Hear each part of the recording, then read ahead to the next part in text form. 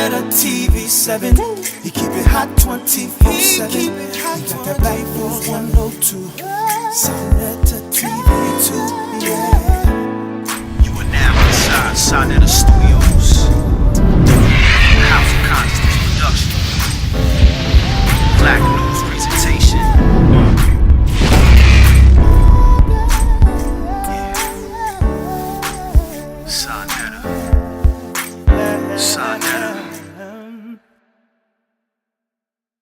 So peace and hotep to my family that's here. I mean, this is a beautiful thing. When people found out that I was bringing the elders together, they said, man, this is going to be one of the biggest and best information outlets that y'all could have right now. We got Baba Heru sitting in the middle. Of course, the strong, mighty warrior, Mfundishi. And of course, we have Professor James Smalls. I want to start with Professor James Smalls, and then we're going to go right down the line. All right. So, Professor Smalls. Yes, sir. What do you think of Zion Lex after your sit down? After your sit down, many people feel that he was out of line, especially when you left. Well, my only comment is that Brother Zion Lex is a child, and we have children who are delinquent. We have children who's in need of being taught to be respectful. And if you say, I am the light, then you've got to offer some brilliance. You can't just have a label of light and then you behave like you're in darkness. So that's as much as he's a child, and saying that is enough. And I took the position as an elder not to engage a child.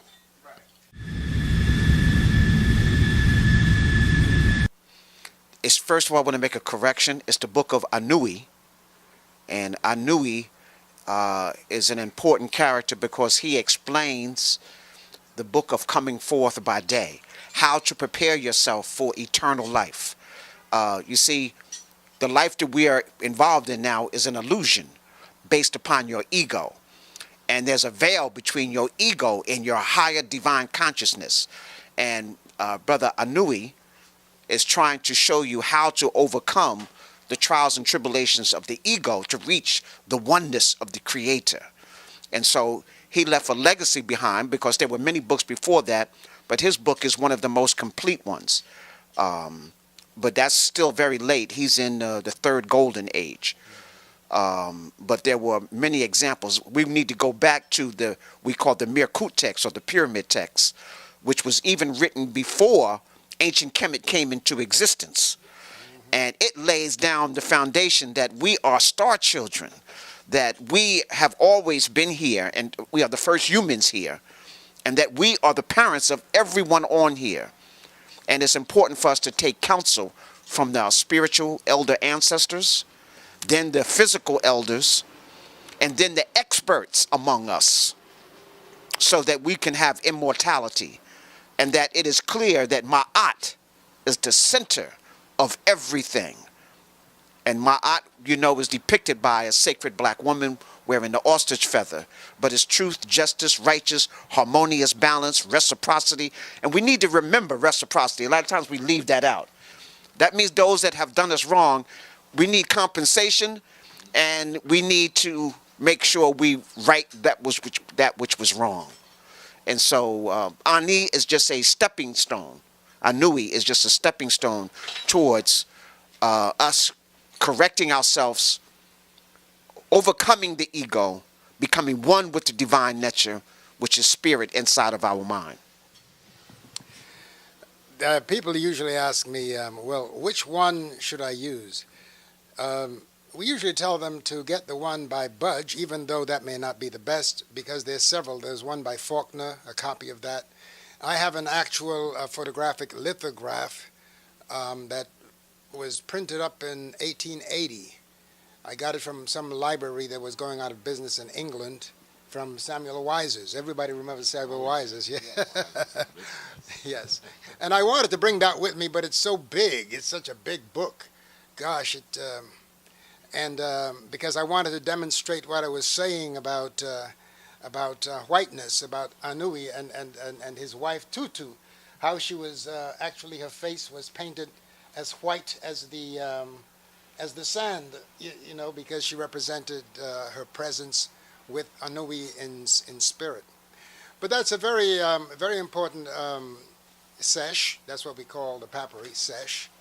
And I think that everyone should have a copy of it. One of the good things about it, the way it was done, is that we have a line of the glyphs on the top. Then we have the literal translation, transliteration, and then the English translation. Now, Mr. Burgess is an Englishman, so he's going to use Shakespearean talk. He's going to say the these and the thous and the thys. You know, that makes it more spiritual in English.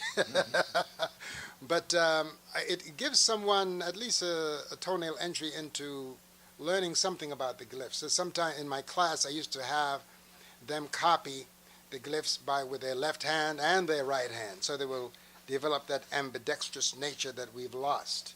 Since we have been captured here in the West, we've all been made right-handed in order to support a totally male aspect within ourselves, on the left brain.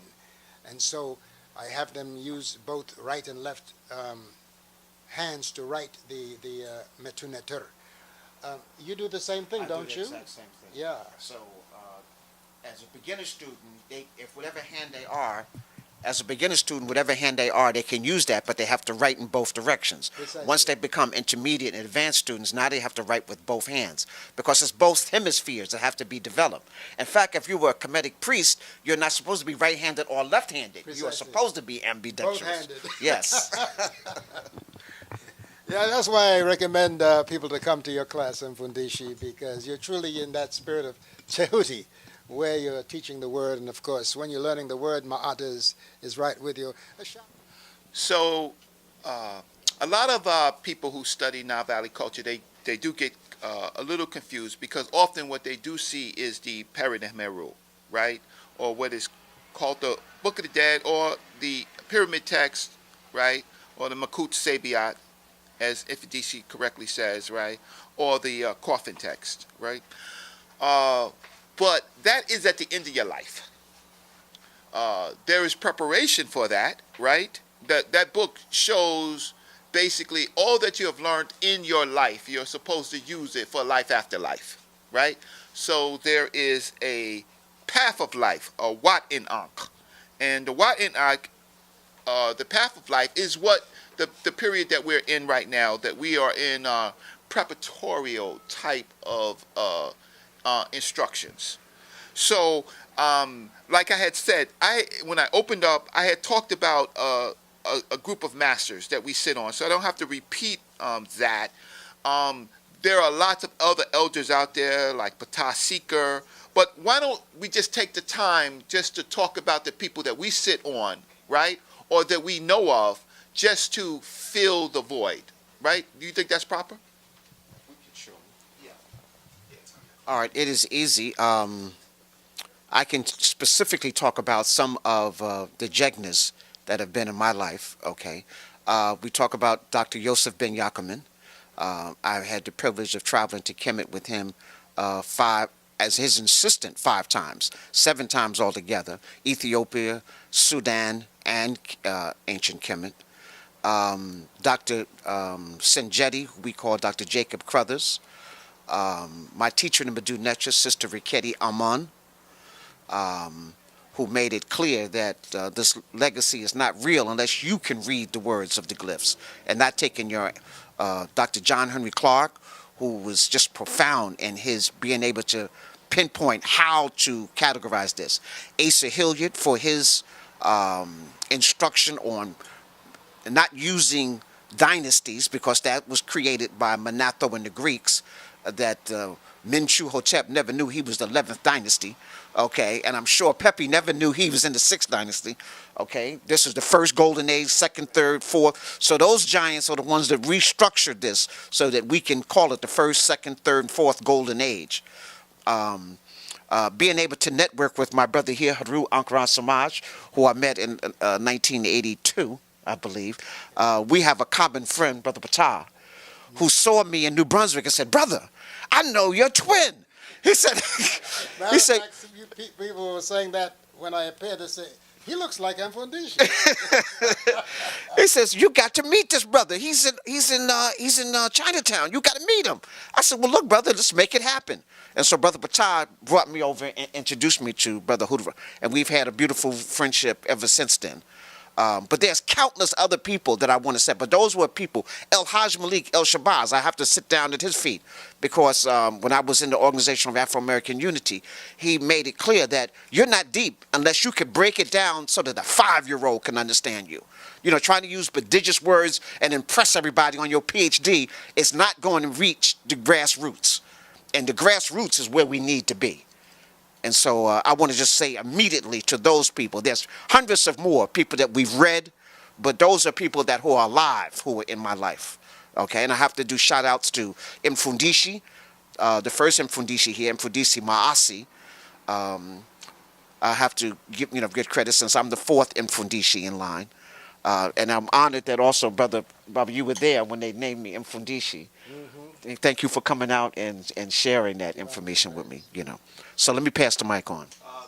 As a maker of the sacred Sa, which we call the Joyari, or these emblems of culture, I've been taught by the Spirit, because when you deal with symbols every day, the symbols of the Metuneter, they begin to speak to you. I know that sounds spooky to some people, but when you're in the spiritual life, you have experiences that you really cannot articulate in English.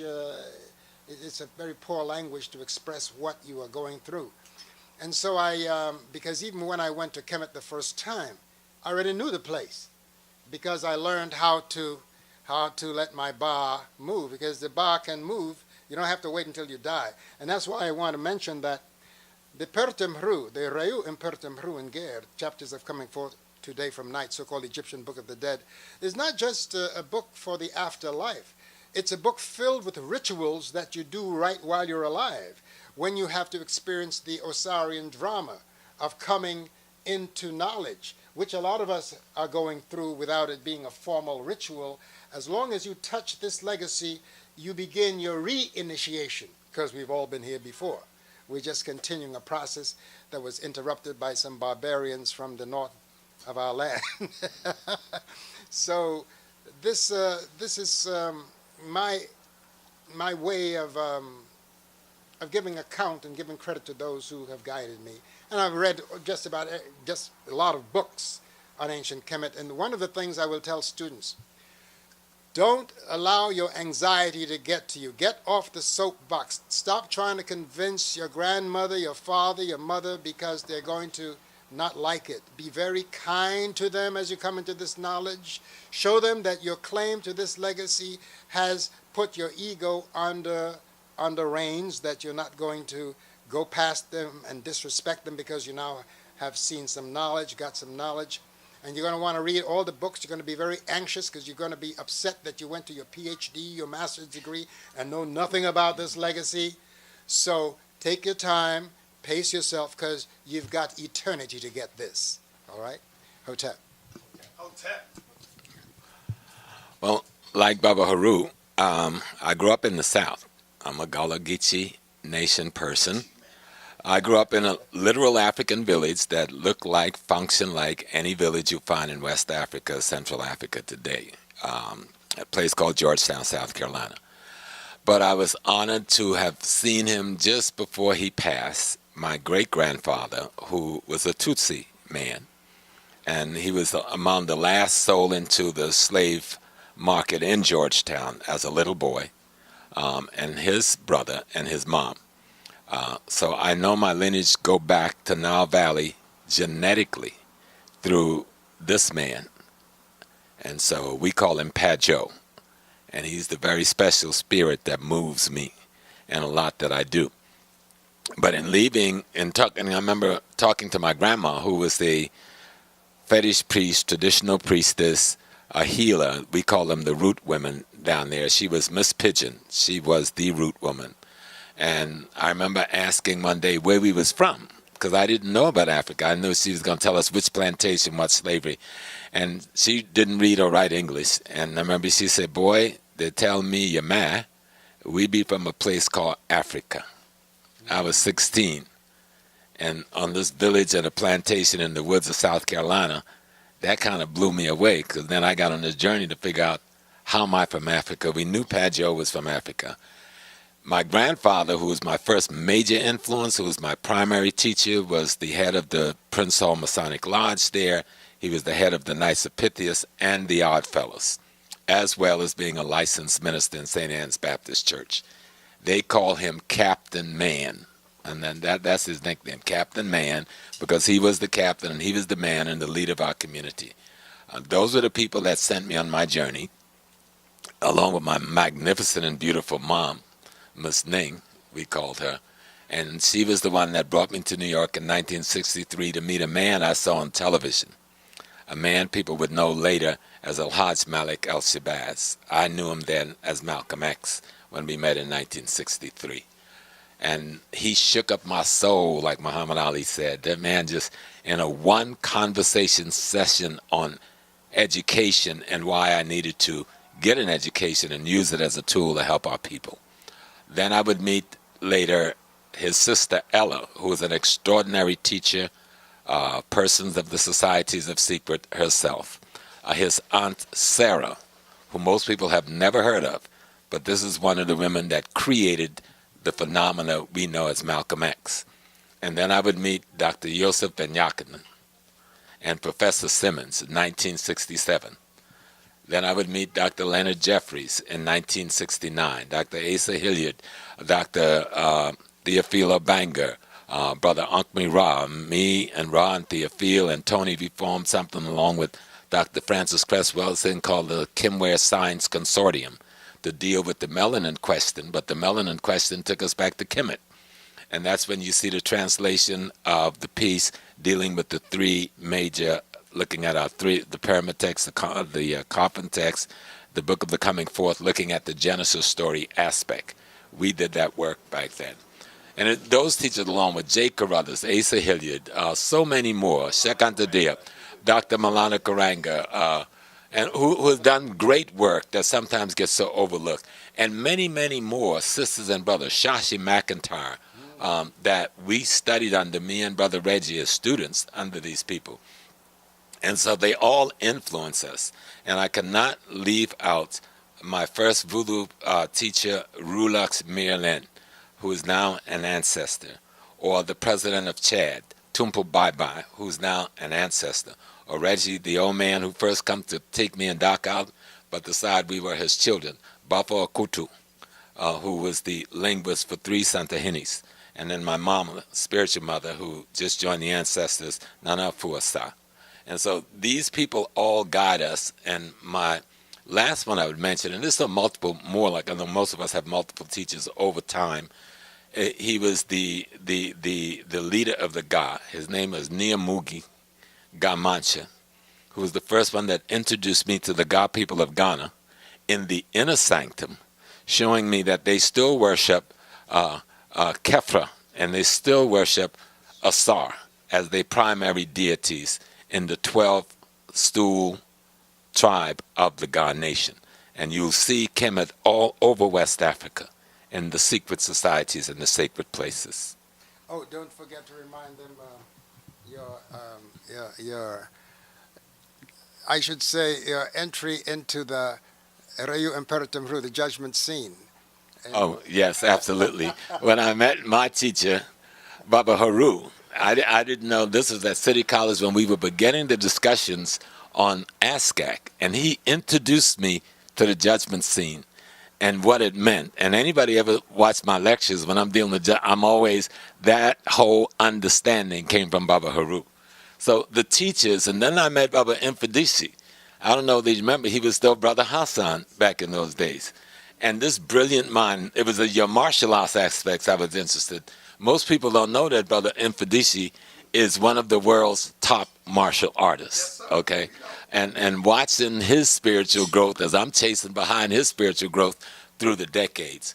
But the greatest teacher, because I went to Kemet with Dr. Ben on a couple of occasions, but I once went to Kemet without Dr. Ben. I once went to Kemet without an airplane, and I'll leave that at that. I just want to say, how come no more monkeys are turning into people? Thank you, brother. Why has it stopped? Yesterday. Why has it stopped? So I just need to say, there are some evolutionary changes where adaptation to climates, adaptation to new foods, adaptation to geographics, take place. But we came here as humans, and we are still here as humans. The Twa say we are the first humans on this planet.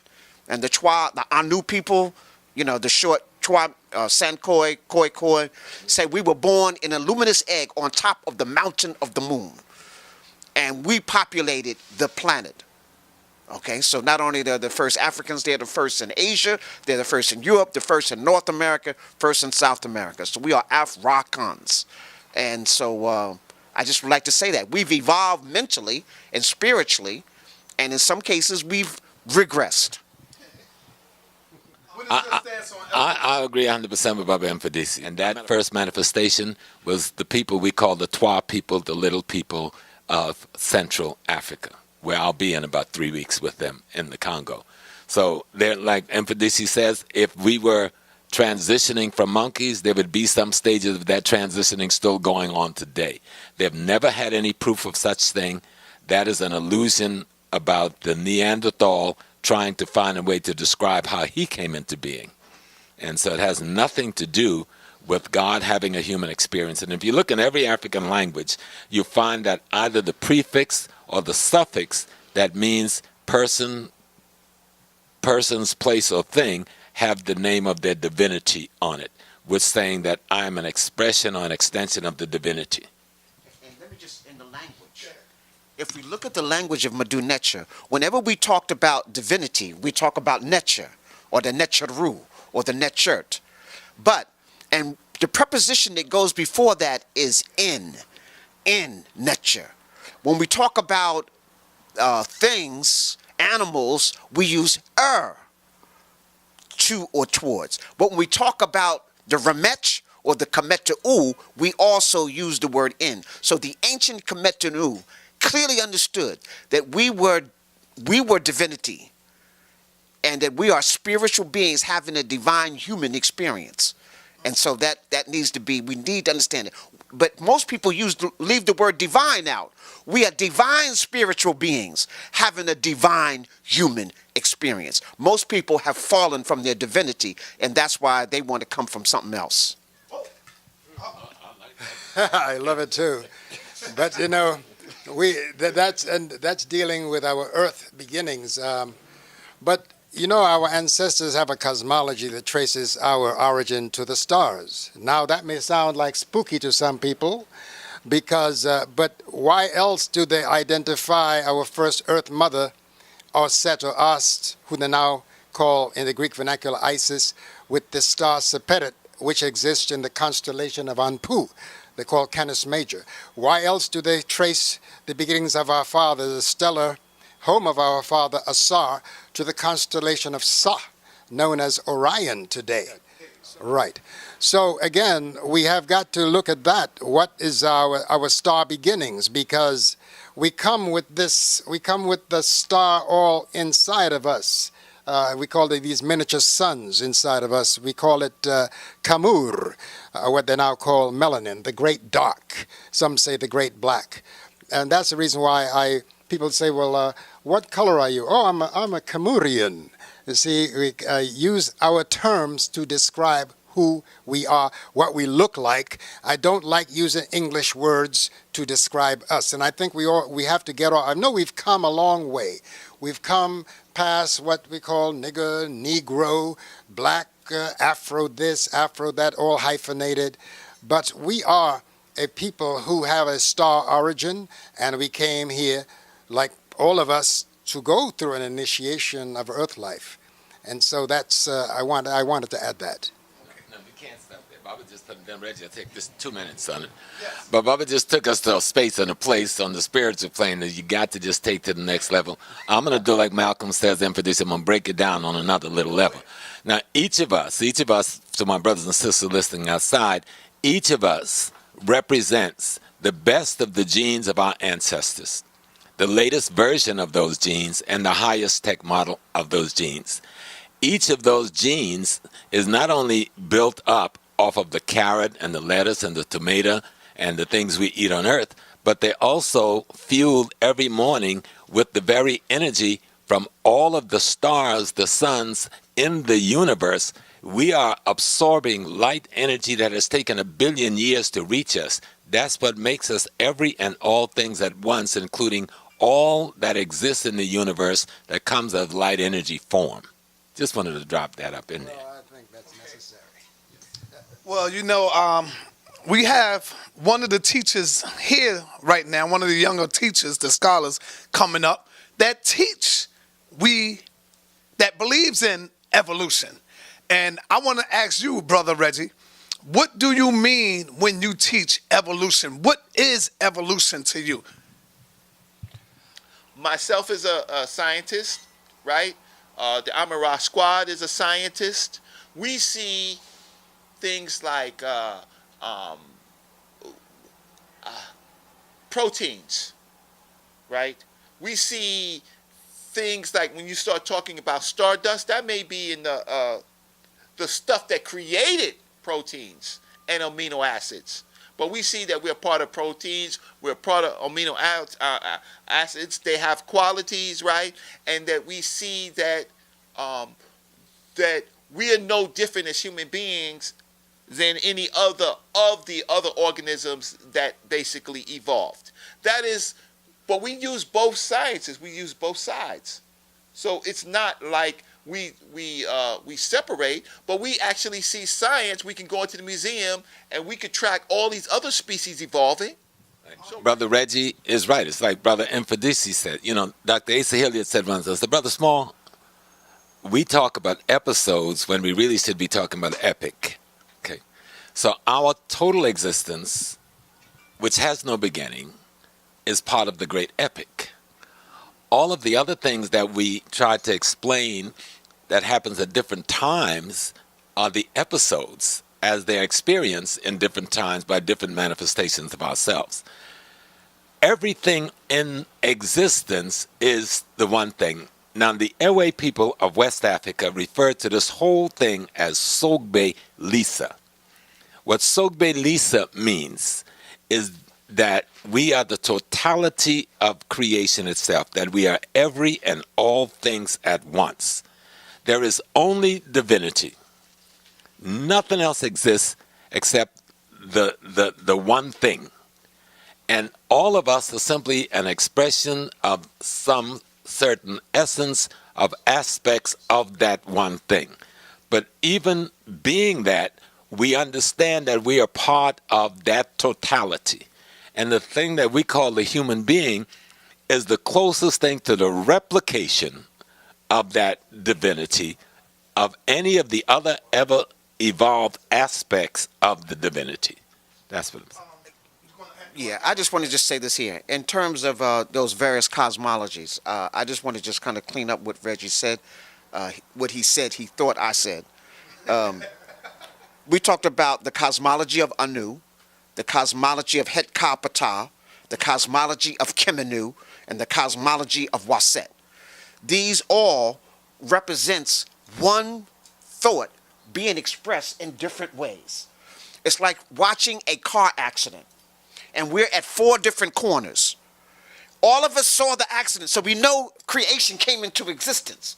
But I was standing over here, and I said, well, you know, there was a wind, and it blew a rock out there, and he had to swerve. But you didn't see the rock. You said, no, he spoke it into existence. Another person said, no, he spit forth, and it came into existence. But we all know that the creation started at a specific time, and we had different ways of expressing that one. So in ancient Kemet, we were not arguing about. All of us knew that the elements, water, earth, fire, air, all came forth from the consciousness of one. And like Baba just mentioned, is that there is only one. All of us are one. And we understand we're an expression of that one. And in ancient Kemet, they were very clear. And let me just say this about science, Brother Reggie. Science is spirituality that you can touch, feel, measure. Spirituality is science way beyond that you cannot touch, feel, or touch, but you can still see its end results. I want to go back to what we said before. We are the original people. And I need to say here, if somebody examines the DNA in a meteorite, you will find that that DNA is very close to human DNA. So I want to say that all life comes from space. We are in space. It didn't mean that the Creator sent us here first to Earth. He could have sent us to other places, okay? We are just an extension of that. So to answer that question, brother, yes, there are other beings, spiritual, divine beings in the universe who are our cousins. Because we all, remember, there's only the one. There's only the one. But now in terms of writing it in the glyphs, we understood that we were the one. So if you look at the pyramid text, we talk about we come from Sirius A. We talk about inside of Sahu's sword, who they call Orion, at the tip of his sword, in the pyramid text it says, we come from there. Our Ra, sun, comes from there. And now scientists are finding out that that is not a star. That's a nebula, which creates stars. So our ancestors were clear about star travel, space travel, other life forms. And at no time did we try to make believe we were the only ones. We tried to say we are connected to all that there is. Okay. That's powerful right there. Now, in the mental netta, I was watching the glyphs and I came across something where they were showing like No, it's crafts. false. I don't know if that's No. Okay, that's false. All right, go ahead, Papa. We'll add on to that. You know, we have to realize that there are some young elders coming among us, and there's one young brother, I would call him a prince. He must be in his early 20s. They refer to him as Pharaoh, young Pharaoh. Yes, young Pharaoh. What he has to say about the origin of souls, to me, resonates with me in terms of how, as we journey, we pick up the influences of different energies and stars in the universe. And so we come here with that energy in us, you see. So I'd like to also point out that we have to look at this knowledge is like a mine. You got to come to it with a pick and a shovel and find what resonates with your spirit and go with that. Because there's so much to learn about our legacy. But I would say I want you to check what that young brother has to say. Mfundishi, do you know this young brother? His name is called Pharaoh Allah, young Pharaoh. Young Pharaoh Allah. And you know, that's one thing that that we elders have to get with. We have to look at what the young people are saying, because some of them come here ready, you know, and like my two brothers right here, you know, and they, of course, were touched by Mfundishi in their development and others, and now they are now doing what we all really should be doing. They are gardening now. As a matter of fact, they prepare some of the most fantastic food for me every so often, you know, Kepirka and Ba and Ra. You brothers, you are my teachers too. Because I always tell people I can have a class with about 20 people, but they only got one teacher, and I've got 20. That's absolutely.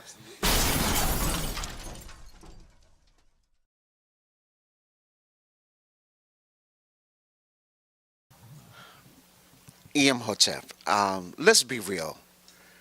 This is one person's story trying to legitimize their existence in history. And they need to start somewhere. We know that they came from Canaan, where African people were, who are the same Cushites who are in ancient Cush and Kemet. And so if they came into Kemet, and if they came into Kemet, let me say this, they came late. They came after, during the third golden age. So I need to be real with this. The third golden age. That means we had two glorious golden ages, more than 2,000 years of civilization in Kemet before there was such thing as a Hebrew. 1840 was it, around that time? Yes, you know. Yeah. So the pyramids was already 1,500 years old. That's 1,500 years. So no, they did not build no pyramids. They had nothing to do with it. In terms of, there is no mention of slavery or bondage of anybody in ancient Kemet, because Ma'at was the theme. Truth, justice, righteousness, reciprocity, balance, harmony, and order. Yes. Okay. Now there are prisoners of war, you know, but a person could work that off. You weren't in a permanent situation. And if somebody came in non-African and stayed as long as they claimed, they would have left Africans. Now there have been exodus out of when Akhenaten was died. Those people who were following the Aten did not come back to Amun. They left. So that was an exodus, but nobody was trying to kill them. They just left. So we need to have that. No army came after them. And in fact, how could you kill the greatest army in the world and not be attacked by anybody else? That would have been stupid right there. That should have been the end of ancient Kemet. We also have to understand that Brother Heru Samaj mentioned about Israel. The first time we hear that is in the so-called Third Golden Age, and the ancient Cushites came and saved them from extermination. Right, Tahaka. So we have to understand that the Hebrews owe ancient Kemet a debt. A big debt. Of their existence. And I need to say this. Isaiah, they proclaimed it. Yes, and all of Hebrew doctrine come out of ancient Kemet. We need to be clear that. Say that again? All the science that they have that makes any sense comes out of Kemet, because they got some science that doesn't make any sense. Comes out of ancient Kemet. So we are one people. I don't know why they would be fighting us. They have the right to believe in whatever they want, but their origins is ancient Kemet. So we're not fighting with the Hebrew. They're our brothers, but they're just ignoring their parents. And it's against African principle, against Ma'at, not to acknowledge who gave birth to your systems. When I was here last and I was wearing white, somebody texted, why do we all have to dress like the Pope? Right. Whatever the Pope wears, he got from us. He copies everything from us anyway. And I told the brother, I said, when you see me dressed, it's because people who look like me make my garments. I design them and they make them up. And so more of us need to do that instead of taking orders from 7th Avenue about what fashion is supposed to be, walking around wearing the names of slave masters on our chests, feet and behind, and feeling proud, and standing in line to buy their names, which we used to get free with hot irons and brands years and years ago. So again, when they talk about an exodus, no, it was like we were giving birth. And why do they call themselves chosen? You were chosen to spread the word of your African teachers around the world. However, you made some errors by trying to make the astronomical mythology into a history that never was. But Mfundishi, we need to talk about during the first dynasty, during the beginning of the 18th dynasty, when Nefertari, Amos, and his when they kicked the Hyksos. Yeah, they kicked the Hyksos. The Hekshassu, known also as Hyksos. Didn't some of the it seems as if some of the Hebrews who were already there had joined with them because they had the same type of lifestyle as sheep herders. Right. Right. You want to expand on that a little bit, my brother? Just a little bit, yes. At the end of the second golden age, a lot of foreigners came into the Delta region and began to filter in. Later, when these foreign invaders came, the people in the Delta, it was like they were inside the house and opened the door for the invasion. And they were able to conquer Kemet because we had trusted in, some of these people that come into Kemet. So if those are the Hebrews that they're talking about, y'all should be ashamed instead of boasting about that. And let me just say this. When they came in, they had access to all the Necharu, and they only chose Set. That's right. They only chose Set. So they came in with the chariot. We made the chariot stronger, swifter, and quicker, and then kicked their behinds with their own weapons to start the so-called 17th, 18th dynasty. You want us going on that, my brother? Just to go further on the history, when we drove the Hyksos out, we spread our borders to Greece, to Turkey, to the Black Sea Rim, to what is now Persia and all of Tigris Euphrates. And we reside there as authority for centuries. So during the time period, they said they were moving about. They were moving about in a land under an authority already established by Kemet. And when we speak about a temple that was built, who helped you to build your temple? There was a nation of temples in the Nile Valley, and now you are going to one little wall and swearing that this was built by the shepherds.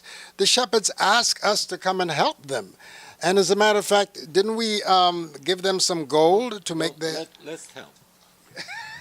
I wasn't rude the other day when I had a conversation with one of our children, but if you were given that land, why are you here even having dialogue? Why not buy a plane ticket and go to that land? But you answered that question. But there was a man named Menachem Begin, and there was the one with the patch over his eyes, the general. What's his name? Moshe Dayan. Moshe Dayan always fancied himself an archaeologist. And so much of what is in the museum in Tel Aviv, if you go to the Museum of Tel Aviv and just look at what was bought out of the land there, it's all Kemetic images. All of it. I'm talking about all of it, going back even before the dates you give for your own Exodus. It is in the museum in Tel Aviv. These things were excavated, temple walls, figures of the pharaohs and of our queens, and symbols of all of our netters are all in the museum at Tel Aviv. That is pre-Hebrew Israelite tradition. So it's a problem when your student turns against you and pretend that you didn't exist. How can a religion exist that's supposed to say that God is love based upon the hatred of the very people that gave you everything you've got? You were chosen to carry the good news, but now you're acting as if you got the only revelation. That's disrespect of African law, which means you got to respect your elders, respect those who gave you what you got. But all we see is this constant pretense that you got it from out of the sky, some revelation, when it's actually a lot of plagiarism and a lot of distortion of cosmology into a history. We are going to have a conference. Did the Exodus occur? So the younger generation is building a chronology to absolutely show from all of the golden ages, or at least definitely from the second golden age to the third golden age, right? And the intermediate periods, that the Exodus did not occur, could not occur as supported, as told by the Bible and supported by history. Some of the things that's going to come out before that is that their own patriarchs, Abraham, or Eber as they call him, that and Joseph, as he is called, right, as they are called, right? But we're talking about the peoples that they represent, right? That prior to even coming into Kemet, they spoke the Medu Neter. It's even in their own Bible, because they're having conversations with people who speak Medu Neter, who don't speak their language, and then they come inside ancient Kemet, and then they speak the Medu Neter. And they go about their lives in another culture, right? But if you do not read that book, right? If you do not read that book, you can't even see the contradictions, because it's all in belief. But even in their own book, they tell the truth.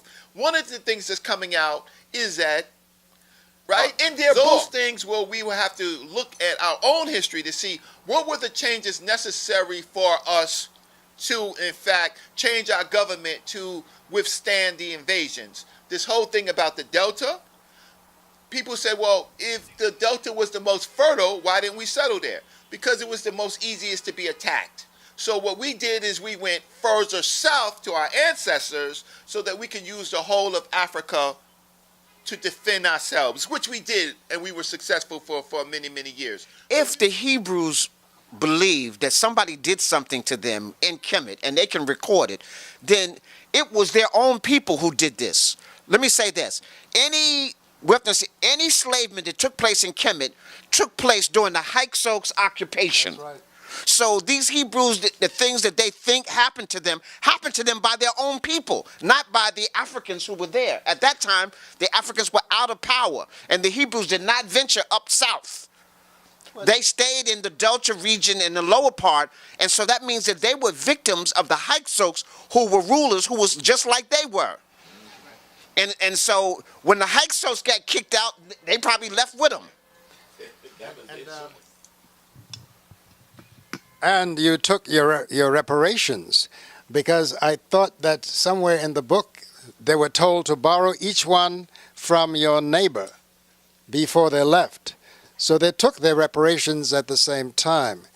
You see, if you come in as a family of about 70 people and you go out with hundreds of thousands, it must mean that the people that you came among were very hospitable, very loving, very fair. And because we were into Ma'at. So it's very difficult to comprehend why you will not give honor and credit to your mothers and fathers and your teachers who taught you all that you really know. This is something that always boggles my mind. As a student of the Wolomos of the Ga Adangbe people of Ghana, I'm known as Niahito Okrapong, and I am an initiate in that system. And in that system, we celebrate every summer in July going into August something called Homowa. And during Homowa, all loud noise is silent. The drums is silent. This is our cleansing period. This is our renewal period. And the first thing that's done on the first days of Homowa, we go to a certain part of Accra and we dig this red clay mud that looks like blood, and we paint it over the doors of all of our houses so that the evil spirits will not stop therein. This celebration is older than the so-called Hebrews, and the deities that set up in the house to receive the good spirit is the deity of Kefera and the deity of Asar. I'm talking West African Ghana. Just to drop that, like brother says, I'm just saying there are things people need to pay attention to. So let the Hebrews present, whatever they want to. We're their parents, and they have strayed away, and if they want to go in that direction, they have the right to do that. People have the right to be crazy. All right. We're just gonna. I just want to bring this brother in who loves and respects you, and he goes by the name of Unc. I'd like to say I'm the Raw Squad Up and Black African Power to the respected elders on the panel. And Professor Smalls, you're my favorite. We get to pick our favorite. I got Dr. Oya on the phone from the Raw Squad and Brother Ujao on the phone. He's a linguist. What I really want to know is, what is the process in Africa, right, when the elders that you respect and love have information that has become outdated and just wrong on certain subjects, but the majority of the information is all wise and exact? What is the process when the next generation who has studied subject matter that elders have not, because the information wasn't even available to the elders? What is our process for getting that done? Because it's very, very important for the whole world to see how African people handle natural phenomenon as this. And it's called, when the older generation meets the younger generation, who love and respect them, who stand on their shoulders absolutely and will knock heads off for them, have information that the elders never had a chance to really study. How do we bring that forward without looking disrespectful to our elders? Because I love all y'all, right? And I will defend y'all to the bitter end. What do we do and how do we do that? Because that's what we need to do. Because now the rubber is starting to meet the road, and I really love this. Because now is our chance, right, to understand what will history say about the Amara Squad?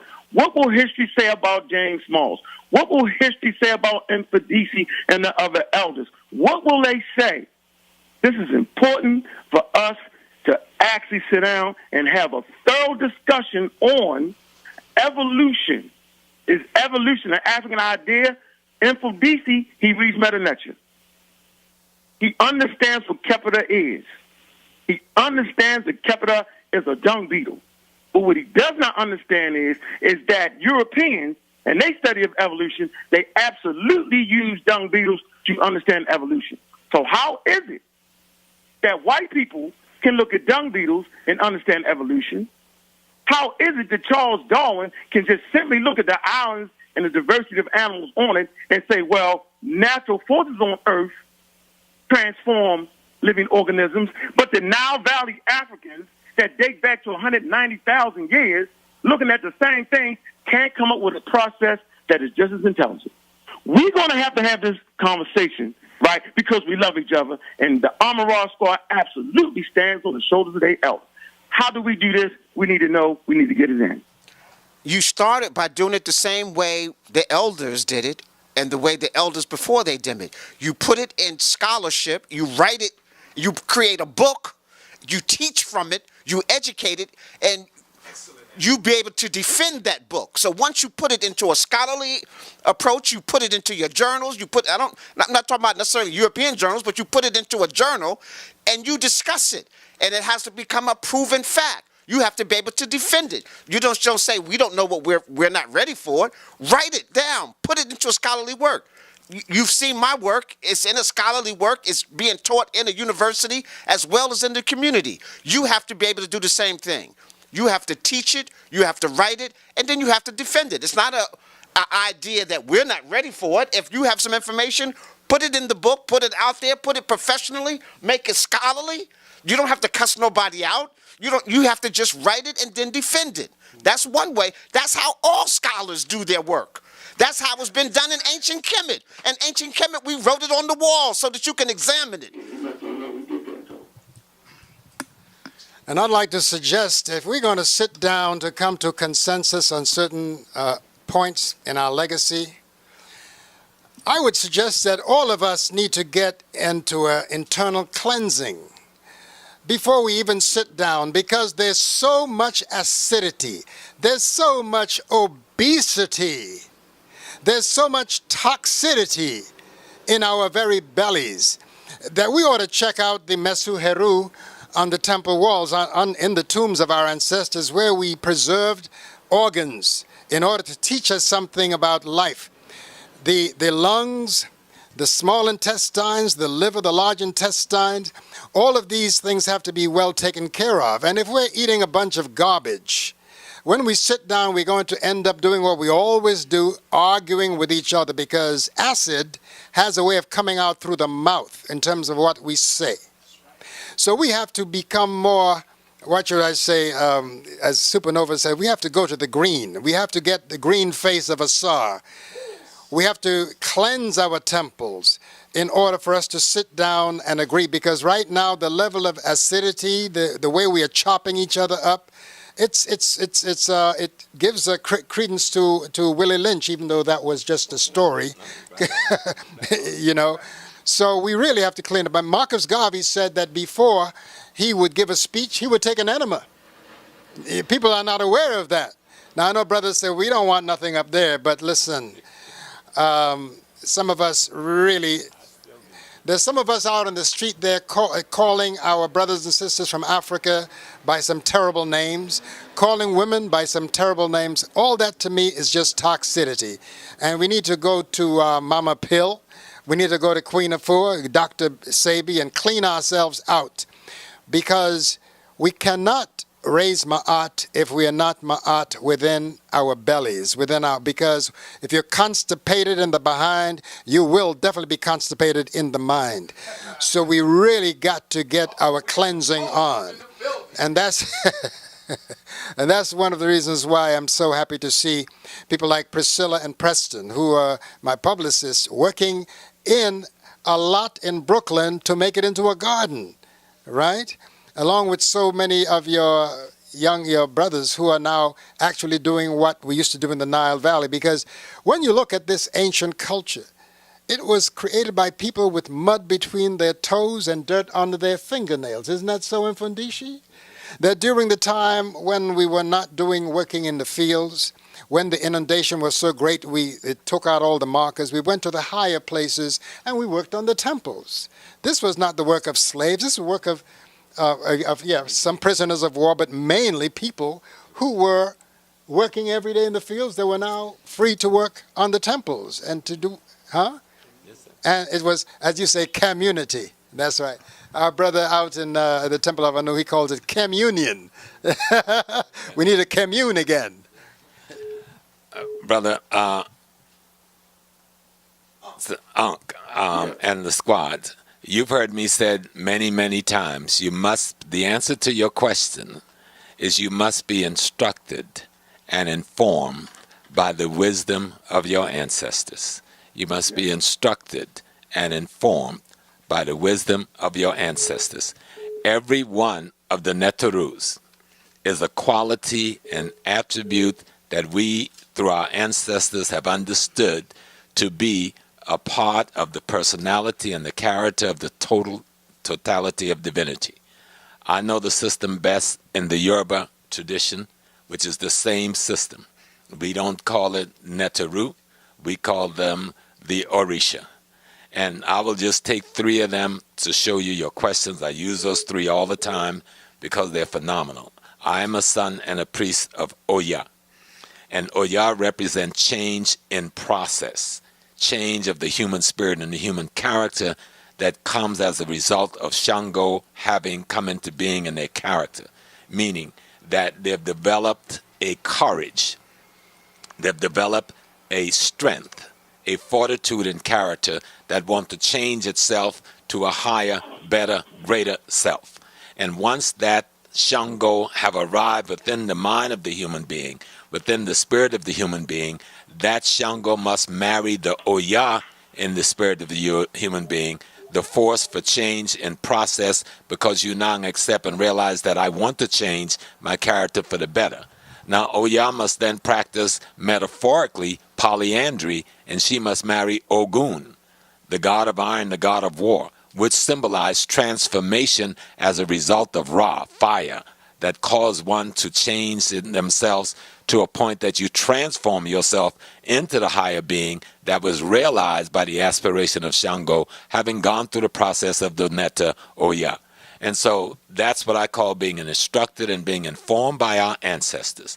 And when it comes to elders, no matter what, you are obligated to submit to the feet of the elders. And if you want to show something different, you do it in the greatest humility possible. Because that thing that's called humility is one of the most powerful netters that our ancestors discerned. And so that's the route.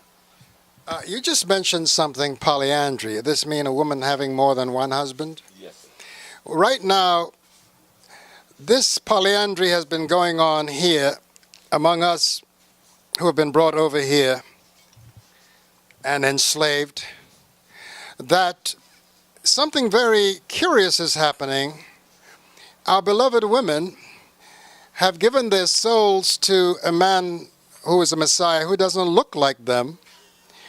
And I'm really worried about that, because you give me your body and you say you love me, but you give your soul to someone in your church who don't look like me.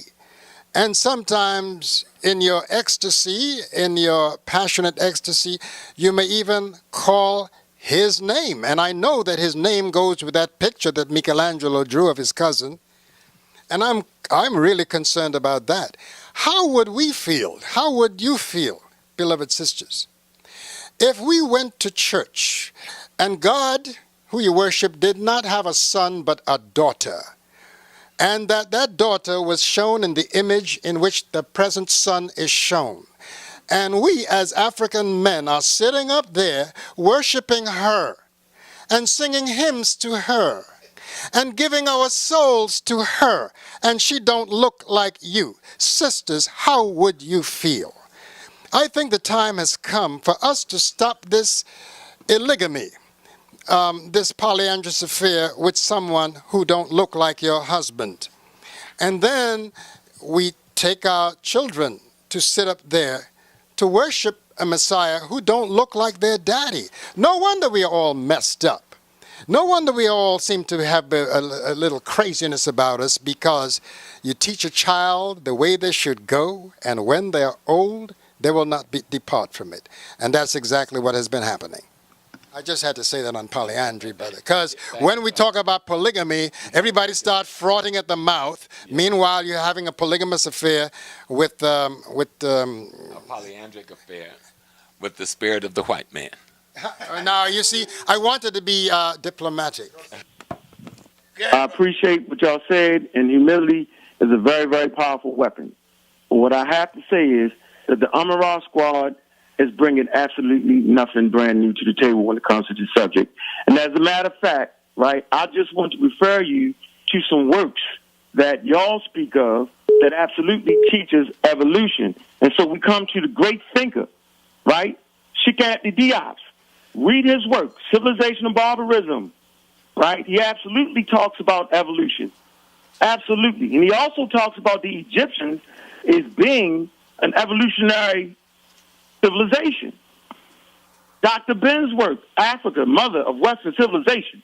This is an evolutionary work on evolution. He absolutely talks about all the fossils and all our ancestors that you all love, called Degnesh. I know y'all love Degnesh. Her name in Amharic is marvelous. But Degnesh is not a Homo sapiens sapien. Degnesh is an Australopithecus. But she's still an African. Come to the work of Echoes of the Darkland. Read chapter 1, right? Race and Human Origin by Charles Fitch, right? Absolutely. Come to the work Man, God, and Civilization by John Jackson. Absolutely. Chapters 2 and 3. Factors and Evidence on Evolution, right? Read the great works, The General History of Africa, Methodology in African Prehistory, with Theophile Bang and Shikant Diop and Walter Robinson. They were superstars here. They absolutely taught evolution. So evolution is really a Nile Valley thing. I say again, Kepida, dung beetle, right, is evolution.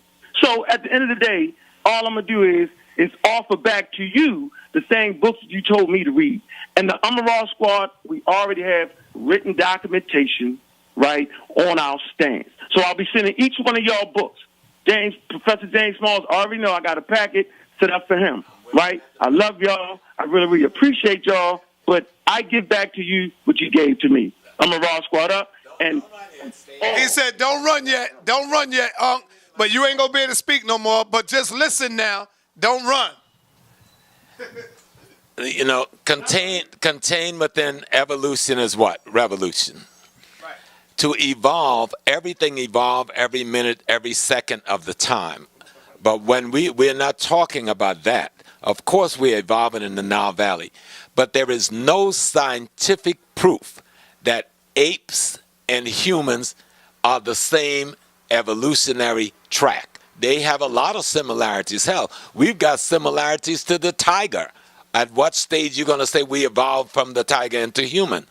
What we're saying when that the evolution, the thing that they call a monkey, evolved from divinity just like we, the thing called a human, evolved. Everything in nature have, how do you say, each other. Let me show you what I'm saying. I can eat pork. I can eat beef. I can eat fish. I can eat greens. I can eat fruit and replace myself. I can eat grains. I can eat anything in nature and replace myself. That means everything in nature is made up of the same everything that I'm made up of. But we are made up as different manifestations or different essence demonstration of the totality of beingness. And do not confuse that with the white man's notion of evolution with our notion of evolving. We are evolving in this room as we are learning new things from one another. It is causing our consciousness to create a synthesis that evolve us to another level of understanding. If I may, All right, go ahead. No more questions. if I may, I want to have a build amongst each other, though. give thanks. Build on chemistry. If I will, I want to introduce this book written by Mark Heru, He lives in Washington, D.C. It's called Smai. He wrote the book Ma'at Kemetic Soulism about 10 years ago. I wrote the introduction to that book. And he called me and says, Bob, I'm going to write another book. I said, you can't write any book unless it's called Smai. He said, well, what do you know about Smai? I said, well, I'm a Smai my brother. He said, well, I want you to write the 65-page introduction.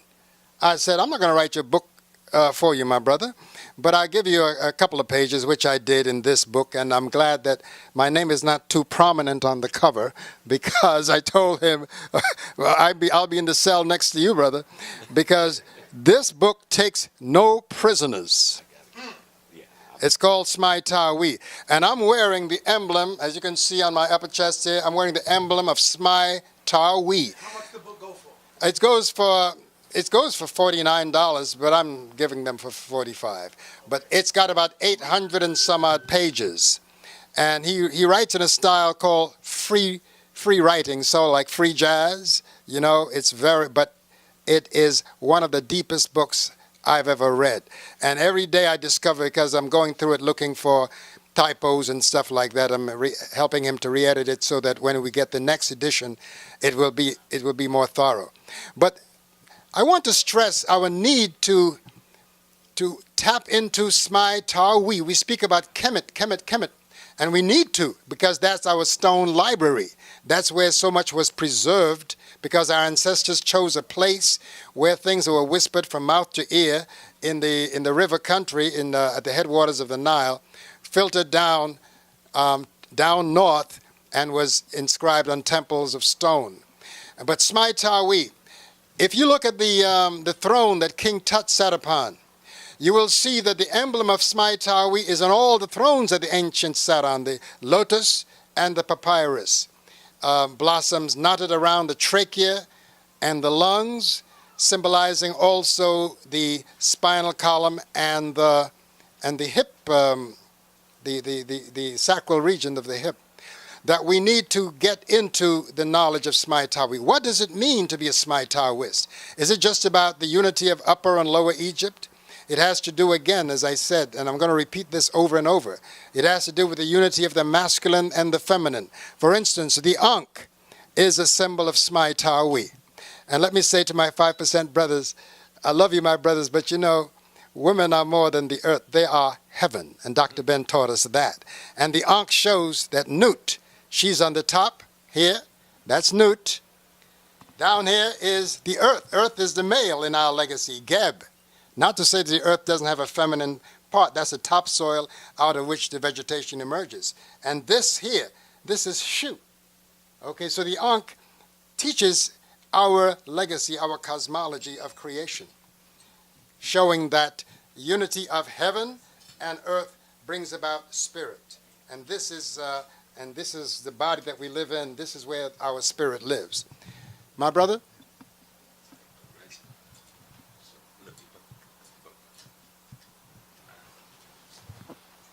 So, before we ask you to kind of build amongst yourself on maybe various topics and kind of have a round table, first of all, our work is backed by literature.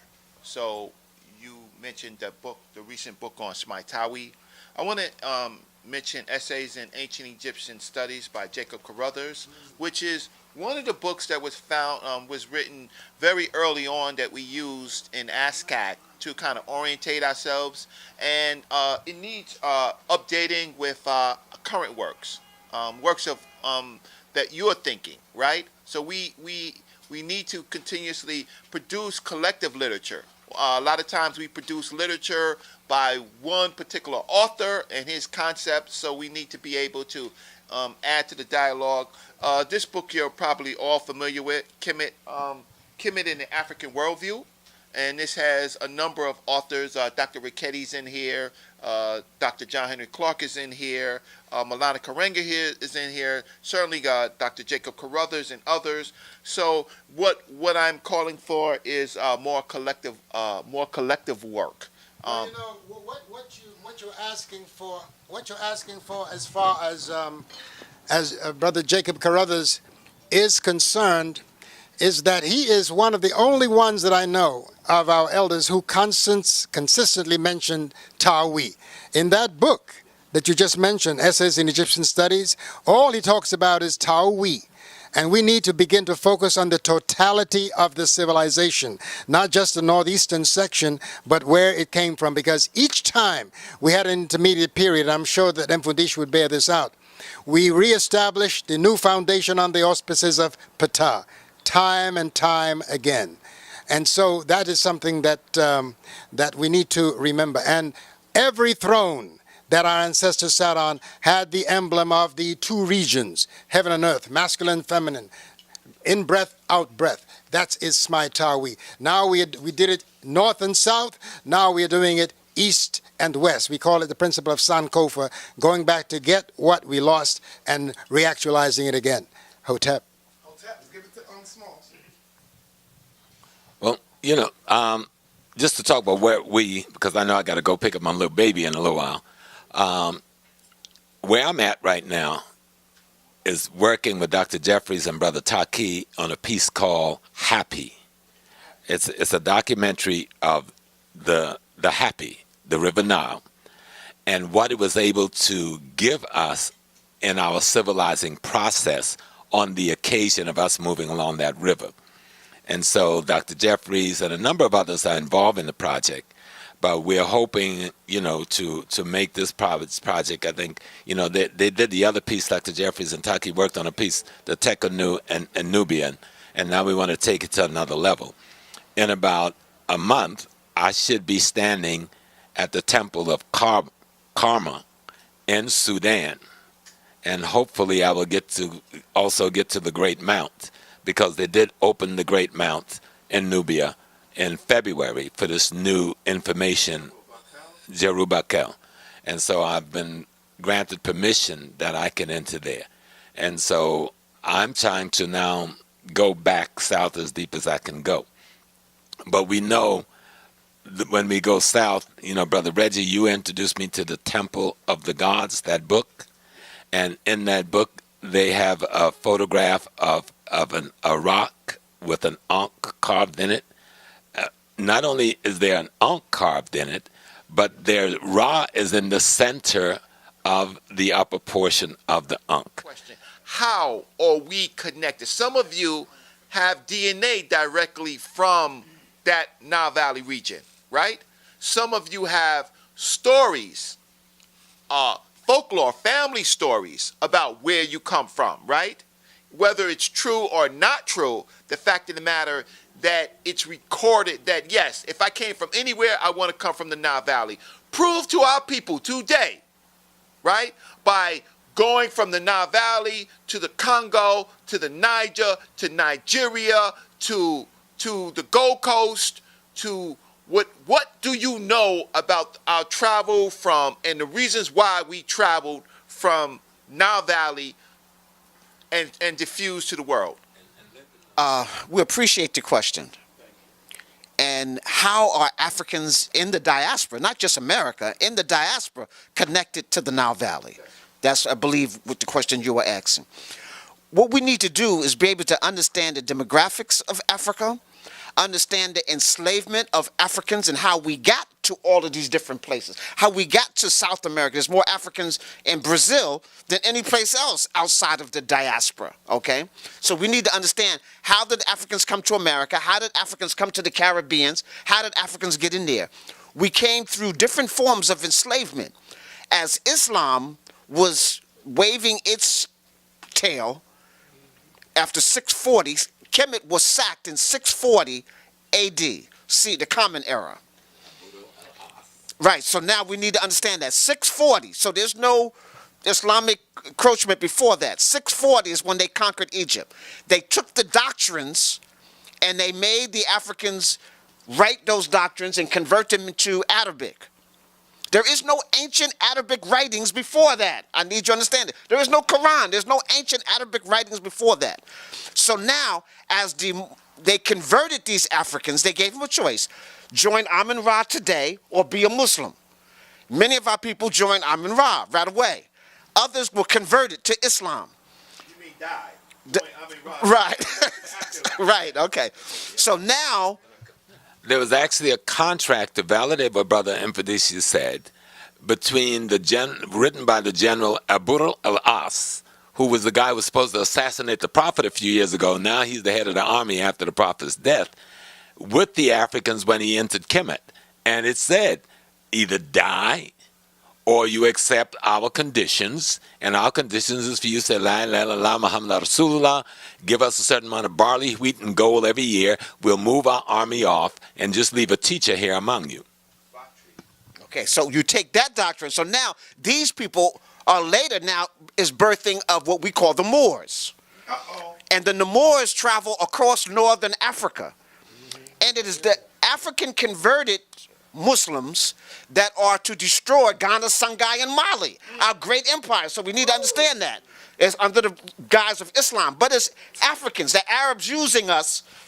Then we go into Europe in 711 and civilized Europe. But now, I need you to understand, the Muslims now are coming in waves. They're coming in waves. They're displacing the indigenous Africans. These Africans got to get out of Dodge. Ifa becomes an explosive spiritual system because those Africans who left the Nile Valley now go into Ifa. They go into the Congo. They go into Ghana. Okay? They're moving back and towards Tanzania. Okay? Now, and we need to understand that the Arabs introduced the slave trade to the Europeans. That's right. That's right. So we're talking about 400 or 500 years of European enslavement. We got to talk about over 1,400 years of Arab enslavement, Arabic Islamic enslavement. They never, when people talk about reparations, they never mention the Arabs. And they owe us, well, look, they have colonized. You call yourself, well, this is an emerging African nation. What about Morocco? What about Algiers? What about all of these northern countries in Africa? How come we let them go? Because, assalamu alaikum, because, no.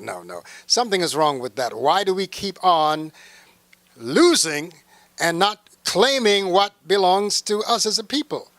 So that's I know it's a rhetorical question, but we've got to look at that because we have got to bring these folks to pay back what they owe. Reparations starts with them, first of all. Then you deal with the Europeans. Then I'll come back to Brother Mfundishi. Just to piggyback on what Brother Mfundishi was saying. Veggie back. Yes. Just to veggie back on what Baba Mfundishi was saying. And because I, studying that whole phase of history, when the invasion comes in the 600, no, let me go back. Go back to the invasion of the Hyksos. Hundreds of thousands of us move southwards. That's right. We come back and we take our land back. But then we have an invasion later of the Hittites. And thousands of us, hundreds of thousands of us move southwards. And then we take our land back. Then we get a second Hittite invasion, and we move southwards. Everybody don't come back. The youngsters, the soldiers, the generals come back to the farmers and others who are there and bring the priests and the others and the leadership with them. Then we have the Assyrian invasion, and the second Assyrian invasion, and then the Persian invasion, then the second Persian invasion, then the Greek invasion, then the Roman invasion, and lastly the Arab invasion in 640. Through all of this, millions and millions of people move out of Nile Valley into what is now Sudan, Ethiopia, Somalia, Chad, Niger, Nigeria, Ghana, Cameroon, Congo, and other places. And they're moving westward in larger numbers than southward, because to go southward you have to go uphill into mountains. No fleeing people go up. They move on flat land, and they came right through the same Darfur that our people was running through to get out of Sudan this time around from Arab invasions. I just wanted to get that said. And the second piece is, in studying with some brothers and sisters from the continent at a seminar maybe 30 years ago at Princeton University, and many of the scholars came from home because they had researched how this process went, how the Arabs would come in with their European partners and their African Muslim partners, village after village, and says, we will be back in a month, we will be back in 2 months, we will be back in 2 weeks, we want 50 men, 100 women, da-da-da-da. And if you don't have them, we're going to take them. Now the people are forced to sell their families or their subjects to take somebody else. And in many cases, the people that got taken was the refugees from the east, the refugees from the Nile Valley. That's why when you look at especially and particularly the African American population, because by the time we're getting to the West Coast in large numbers, the British has taken control of the system. And we end up coming here through the British system primarily. We are taller, we are browner than any other African population enslaved in this hemisphere. No one wants to deal with why is that phenomena so as it is. And so when we look at this, you will begin to see that many, many, many of the people who were enslaved and marched across the continent, you can see pictures after pictures of people in white robes and turban marching us with these wooden things from East Africa to West Africa. These are the people of Kemet that have been refugeed, that have been captured, and that have been sold into slavery on the West Coast. They didn't come from the West Coast. If you look at the population of the West Coast, these are very short, little people. That's not who we are. And you remember, Reggie, Baba, what's his name, the linguist, Bafo Okotu.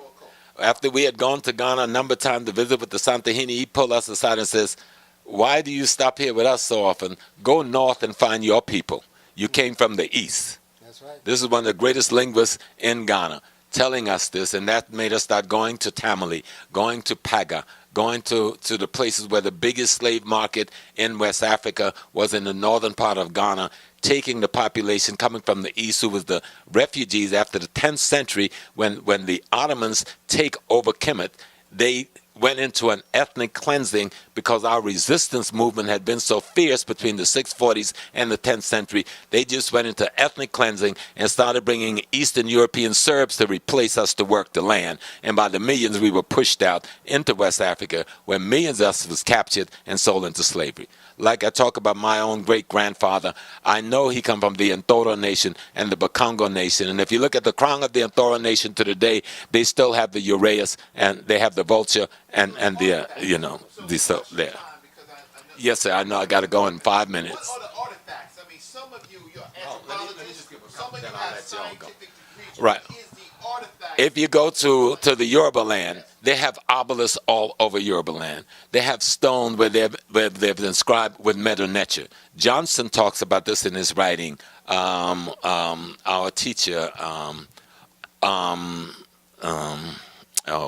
Akinjobin, who was the head of the University of Ife, talks about this in his writing. If you go to Ghana, all of the Santahinis, the king of kings of the Asante nation, all wear an inverted pyramid over their chest with Medu Neter on that inverted pyramid. And they say they come from the east. The same thing, of course, I mentioned earlier with the people of Ga.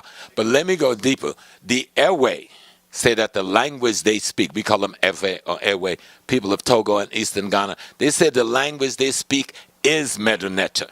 And they tell the story in their folklore of how when they escaped from Kemet, how they brought one of the thrones of Kemet with them, and they had lost the throne in the Volta River and searched for 2 years and found it, and it is now residing in the mountains of Togo. So there's so much stories that's told about our migration from Kemet, even today.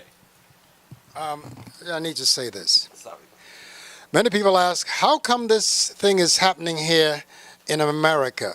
And that's exactly what you said, that when we were chased out of Kemet, with the coming of the Assyrians and the Persians and the Greeks, the Romans, the Arabs, we ran as far away from these barbarians as we could. We ended up in the northern section of a lot of these West African countries. So when they exhausted the population on the West Coast in terms of slaves, when those chiefs could not provoke any more wars to get prisoners that they could sell to the Europeans, they went inland, where Kemites who had resided in small villages in all of those West African countries were living, and they gathered them up. And that's the reason why the resurrection is starting here in the West, because we still remember, as Queen Afua says, we still remember.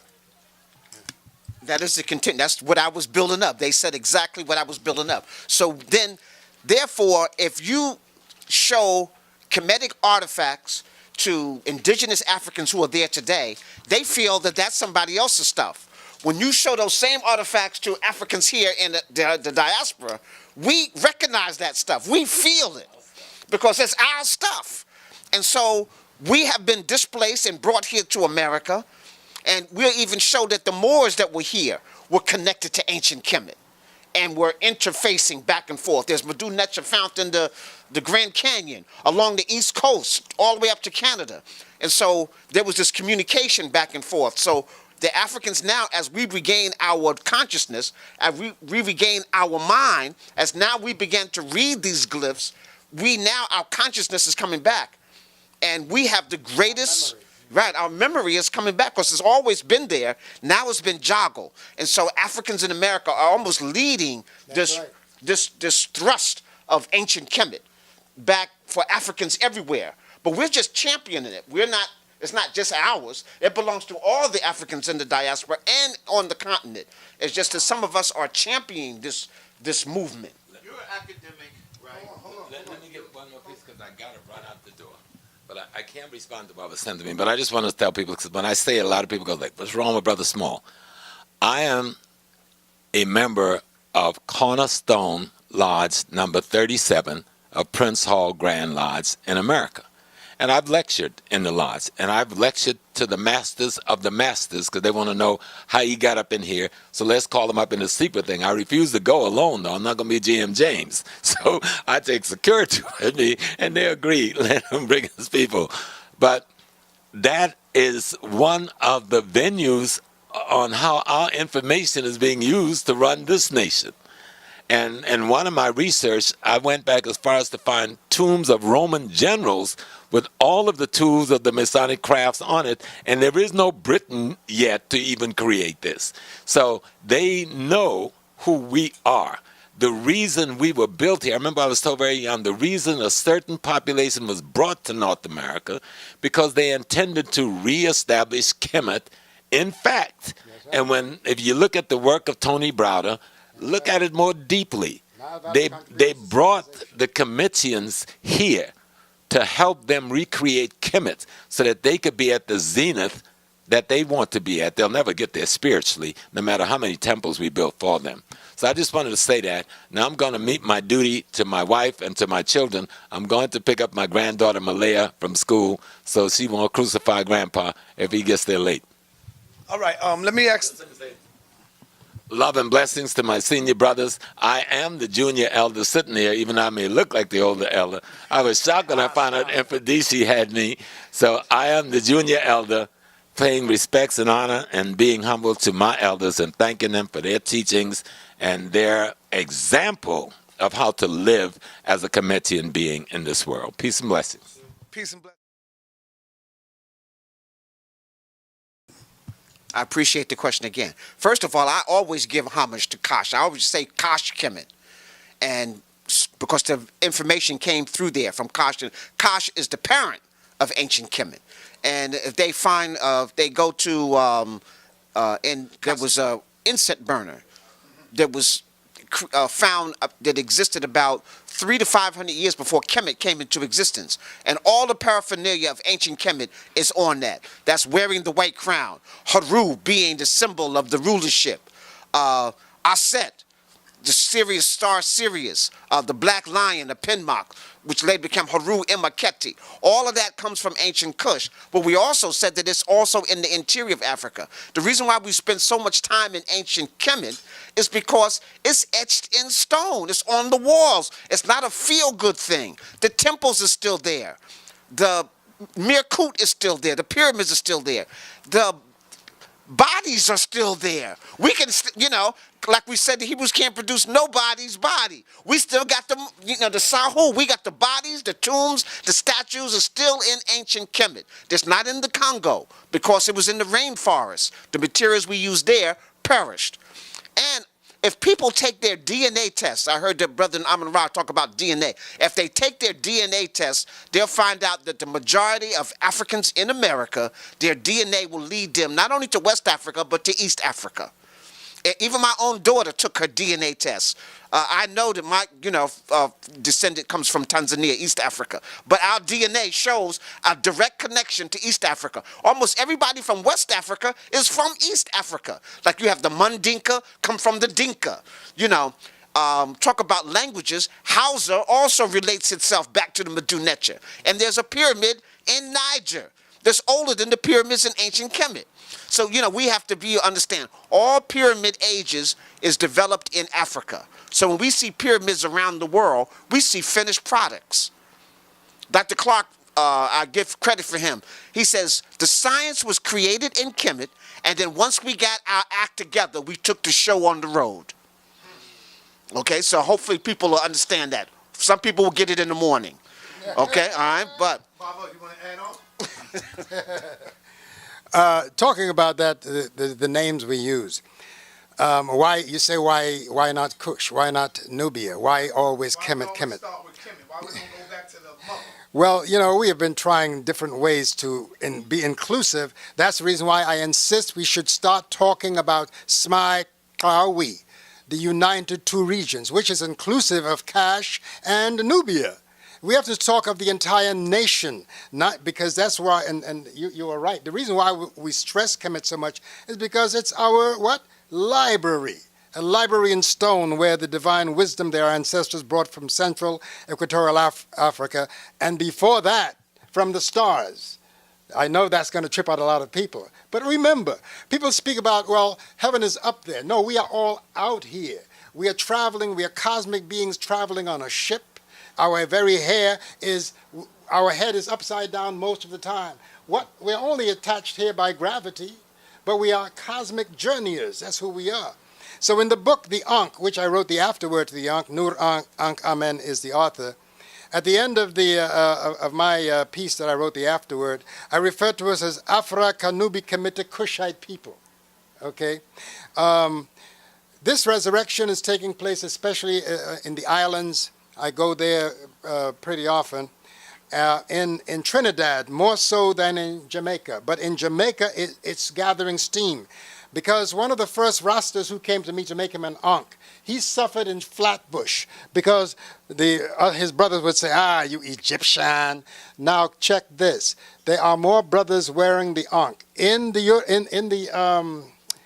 Rasta system, you'll be surprised. Now, because of Muta Baruka, he had me on his show for 3.5 hours called The Cutting Edge in Jamaica several years ago. When I walked into the radio station, I heard my voice. I said, who's that? Where did you get that? He said, I lifted that off a tape you made, The Indwelling Healer with Queen Afua, where you were reading the Medu-Neter in hieroglyphics. And all the 42 laws of Ma'at, I was hearing my voice repeat these laws. So Muta Baruka has single-handedly helped the Rastas in Jamaica to claim the Kemetic heritage.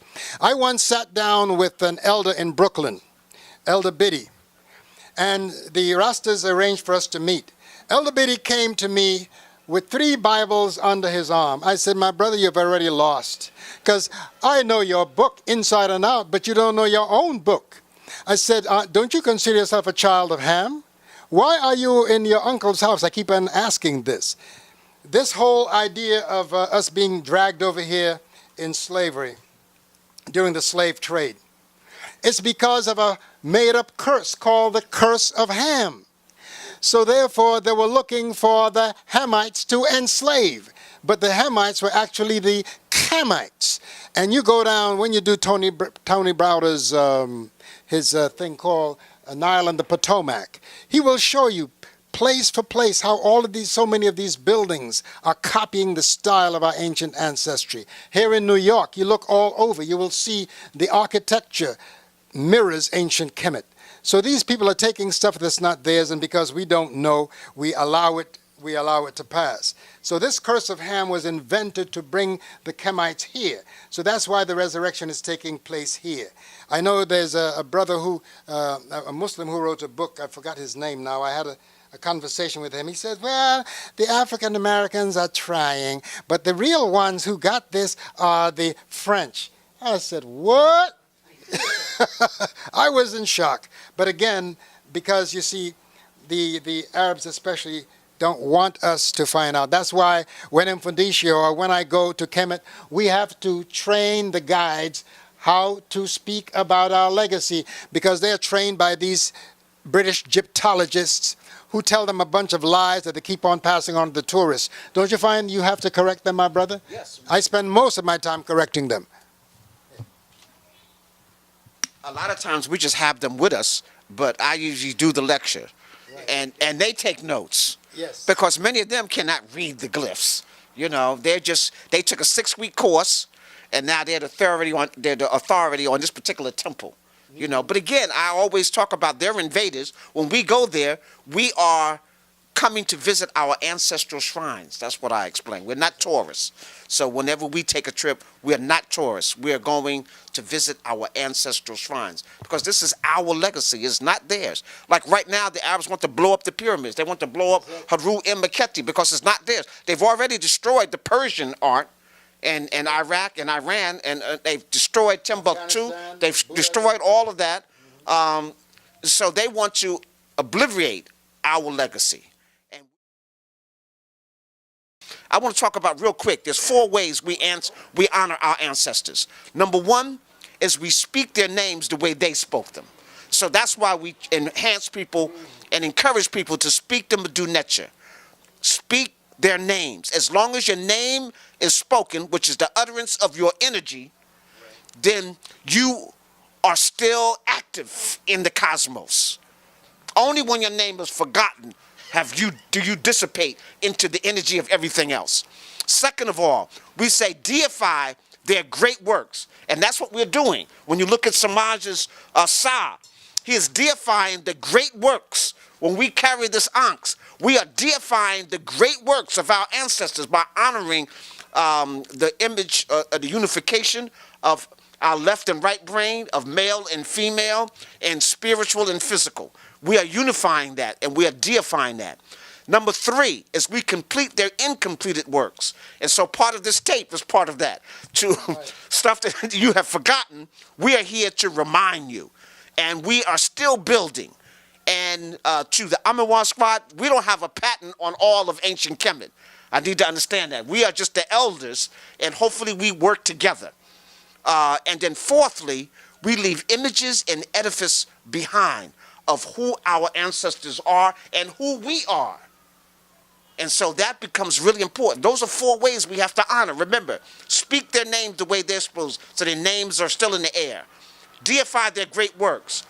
Complete their incompleted great works. And then leave images and edifice and works behind. So there's writing we still need to do. There's artwork we still need to do. And we need to make sure that everybody understands who we are. Yeah. Right here in America, right over in Newark, visit the Temple of Anu, where Sanku Khepera is teaching. Yes.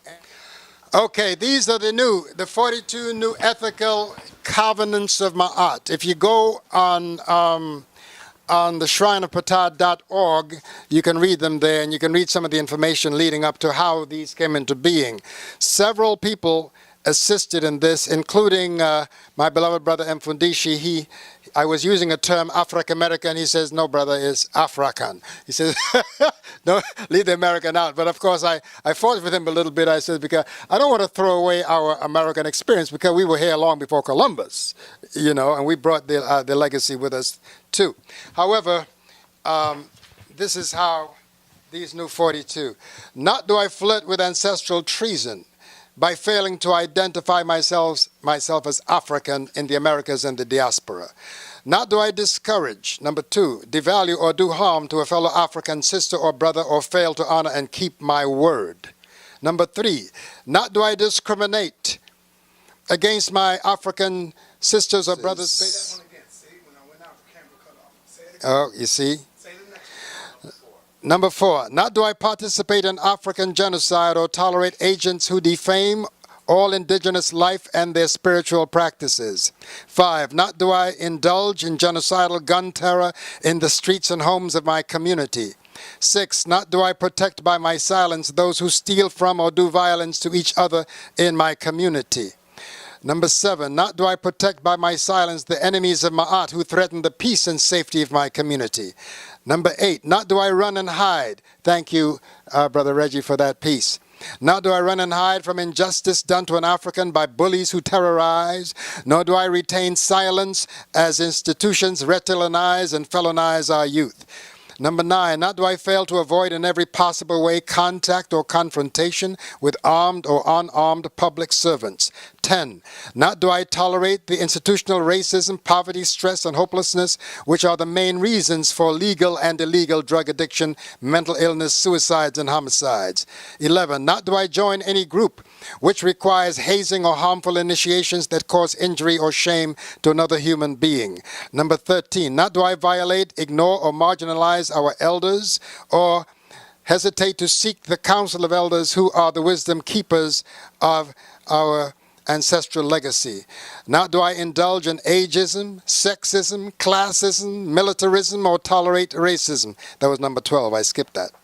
Number 14, not do I hold on to beliefs which contradict my hereditary ancestral knowledge, history, and culture. Not do I address the divine in prayer or praise by paternal titles, names, or pronouns without honoring the maternal aspects. Like, for instance, we can say mother, father of all creation. Not do I join with any religion whose scriptures even remotely support chattel slavery, mutilation, torture, or murder. The book of Joshua. Not do I touch the body temple of a woman without her conscious consent or permission. Not do I verbally assault women, men, or children with vicious, evil, and hurtful words. Number 20, not do I sexually molest or tolerate the sexual molestation of the body and mind of any child. That one really rings a bell because we're hearing of so much going on today among certain elders who molest children. Not do I rape physically, mentally, or spiritually the body, mind, or spirit of any woman, man, or child. Not do I indulge or tolerate incest. Nor do I engage in any sexual practice with man or woman which offends the elementary laws of hygiene. Are you getting this, my brother? Yes, sir. Okay. Not do I as a man waste the procreative power of my life essence through sexual excess, or I as a woman use abortions as a mean of birth control. My brother Mfundishi, you want to read the rest of these for me, please? From number 25. Number 25. Hold the mic towards his mouth. You got some reading glasses? What's that? Not do I partake Point the mic to him, Baba. of foods of substance such as sugar, whose side effects causes injury and health and wellness of my body. 26. Not do I fail to hydrate my body, temple, practice deep breathing, meditate, and exercise on a daily basis. 27. Not do I chemically alter my skin, complexion, or hair texture. 28.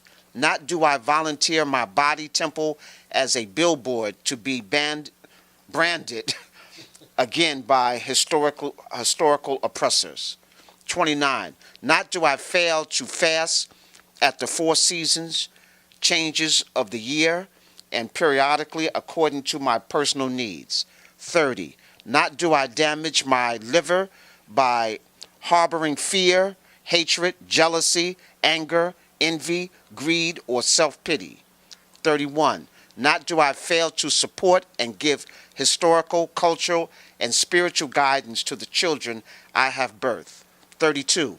Not do I fail to support, instruct, encourage, and protect the children of my community. 33. Not do I fail to teach the youth of my community to learn, live, uphold, and practice these sacred Ma'at Ka virtues. Covenants, 34. Not do I fail to support with my economic power farmers, gardeners, health practitioners, artists, entrepreneurs, builders, craftswomen, and craftsmen of my community. 35. Not do I feed with my economic power or tithes the treasury of racist businesses or fundamentalist misogynist religions. 36. Not do I as an elder or counselor take advantage of the spiritual, mental, and sexual vulnerability of those I guide or counsel. 37. Not do I mistake letters or degrees from my colleges or universities as indicative of an authority in holistic education. 38. Not do I display in my home, school, or place of worship images of spiritual teachers or prophecies contrary to their cultural, ethnic, and geographical origins. 39. Not do I disrespect, devalue, or bootleg intellectual properties or fail to give credit where due to those in my community. 40. Not do I dress or exhibit behavior which invites or provokes disrespect, shock, or pity. 41. Not do I fail to honor my divine mate, my financial responsibility to the household, and bequeath and decree the safeguard and inheritance. Number 42. Not do I pollute the environment, denature the seeds or soil, or disregard or challenge the natural laws of the universe. Shrine of Ptah.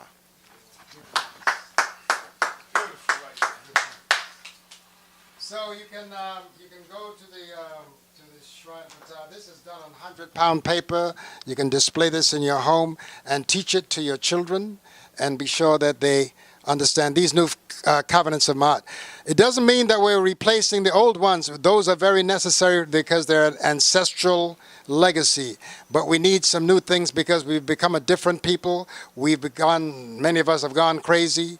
We have adopted some very bad habits. And now we have on television, on radio, on every media, every effort to turn us away from the law of the Ankh that mandates that life is transmitted through the womb, through the henanum that brings forth the children.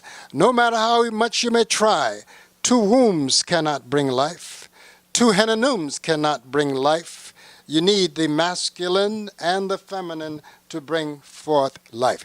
This is our order. People say, how do you feel about this lifestyle or that lifestyle? I say, well, I just hold this up because this is Ma'at. This is my answer. Okay? This answer lasted for thousands of years, and it's still relevant to us. Now, other people can do what they want and take chances with their lives, having to wear diapers in their old age and things like that, but we are going to hold on to our divine key of life, because this is the key of sacred balance. And that's the reason why I insist that we have to stop praying to a deity that's only male. All your angels are male. That's why I told the audience up at that war conference that you had, that the brothers would have to take their Vaseline to heaven of all the three major Western religions, because there are no female angels in the heavens of all those three major Western religions. There's not one female angel. Something is up with that. No wonder child molestation takes place in heaven, because the archangels may be molesting the cherubs. And so we see it playing right here on earth in the Roman church, because it's the Romans also that brought some of that mess into our land. And it's replaying now in our DNA. And that's part of the reason for all of this madness that we see going on. Elders molesting little boys and little girls. I just want to say something to the youth and to our confused people who are now saying, how can we be a part of this legacy? How can we promote? How do we, you see, our parents used to tell us, get a good education so you can get a good job. We know that was bad information. We respect our parents because we know they loved us, but we know that was faulty information, because usually they meant by get a good education was let the Europeans, the Wazungu, educate us. And by in their institutions, in their schools with their degrees. And then not create a job, but get a job working for them. So that was just a good plantation position. So we're saying, I want to leave this 4 things with you. Number 1, find something that you love. Everybody was sent here on a mission. No human soul was here without a mission. Find something that you love, that resonates with your spirit, your soul. Number 2, become good at it. That means become so good at it that you become an expert at that which you love. When you become an expert at that which you love, then you will be financially and economically rewarded. That means that you will be able to sustain your life, your family, and be able to build on the legacy. But now I have to put part 4 to that. It has to uplift you as a human being. It has to uplift your people, African people, and it has to contribute to humanity.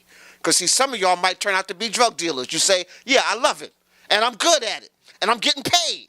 But it doesn't uplift you, your people, or humanity. So you have to find something that is going to contribute to our upliftment as a people and the resurrection of African people. Because we're being rebirthed right now. Everybody is tapping into this Kemetic legacy. That's right. All religions, everybody owe us a due, owe us a debt. And all we're saying is that give homage to your father and mothers. Now, Mfundishi, I gotta say this because, you know, the Moors out there are taking credit for the Kemetic science being here in America. They say and teach that if it was not for the Moors, they were the true custodians of the Metuneta, of the Kemetic science. And if it was not for the Moors, we wouldn't be knowing about the Kemetic science today. How much truth is that, my brother? Listen, I don't want to be in any debate with Moors because we're Moors, okay, to some degree, to some degree. Yes, we are the original people here in North America, but life did not start here in North America. Life started on the continent Africa. You were not skateboarding across the Atlantic as the planets, as the as the continents moved. Okay, so we are the original people here, and yes, our science from the Nile Valley was brought here, and then they are caretakers of that same science. So we're not in debate with that. Right, Moor is just a new name, okay? All right, so you look, the Olmecs come from the Hopi Valley. That's the first high civilization that we know of in North America. Look at the giant Olmec heads. Those are Africans from the Hopi Valley. They still got the Kushite helmets on their head. They still got the braids and the locks on the back of their head. Just like Tutankhamun had the braids and locks on the back of his head. And so, no, the Moors are on tune. It's just that for some reason, some of our young people don't want to give credit to the Hopi Valley. We are all fighting the same fight, and we all have the same enemy. We need operational unity, I call it.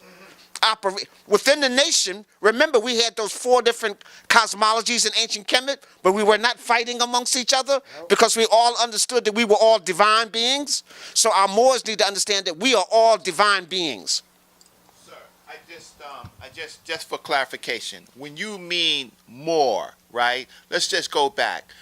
Can you define it? Because you're separating out a group of people from the larger African people to make them important, and why? Why are you saying that they are important? Maybe it's just a definition that will help sweep this, give this a little bit more clarity. But you are separating out a group of people, and you know that there's a whole nother orientation on it. There's the Prophet Noble Drew Ali, and then there's other types of orientations. Why are you trying to make them special? And then there's the people from the Congo, there's the people from Nigeria, right? Why are you, let me hear your definition. Okay, first of all, I'm not trying to make them special.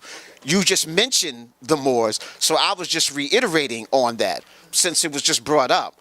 But no, they are no more special than any of the other groups. It's just that since we're here in North America, these people have claimed that name, and so we are just using that. But they are part of the Hopi Valley. They are part of the Kemetic legacy. They're part of the African legacy, just here in North America. I'm sure that the Moors who are in Spain, that their blood is in my veins. My grandmother was from Spain, And if you're from Spain, because the Africans who went to the Iberian Peninsula, they dealt with every female that they came in contact with. So those people who like to claim that they're so pure in their blood that they divorced themselves from Spain to become white, they have to know that the Moorish blood is in you. So that's in me too. Maybe that's part of the reason why I'm so into this legacy.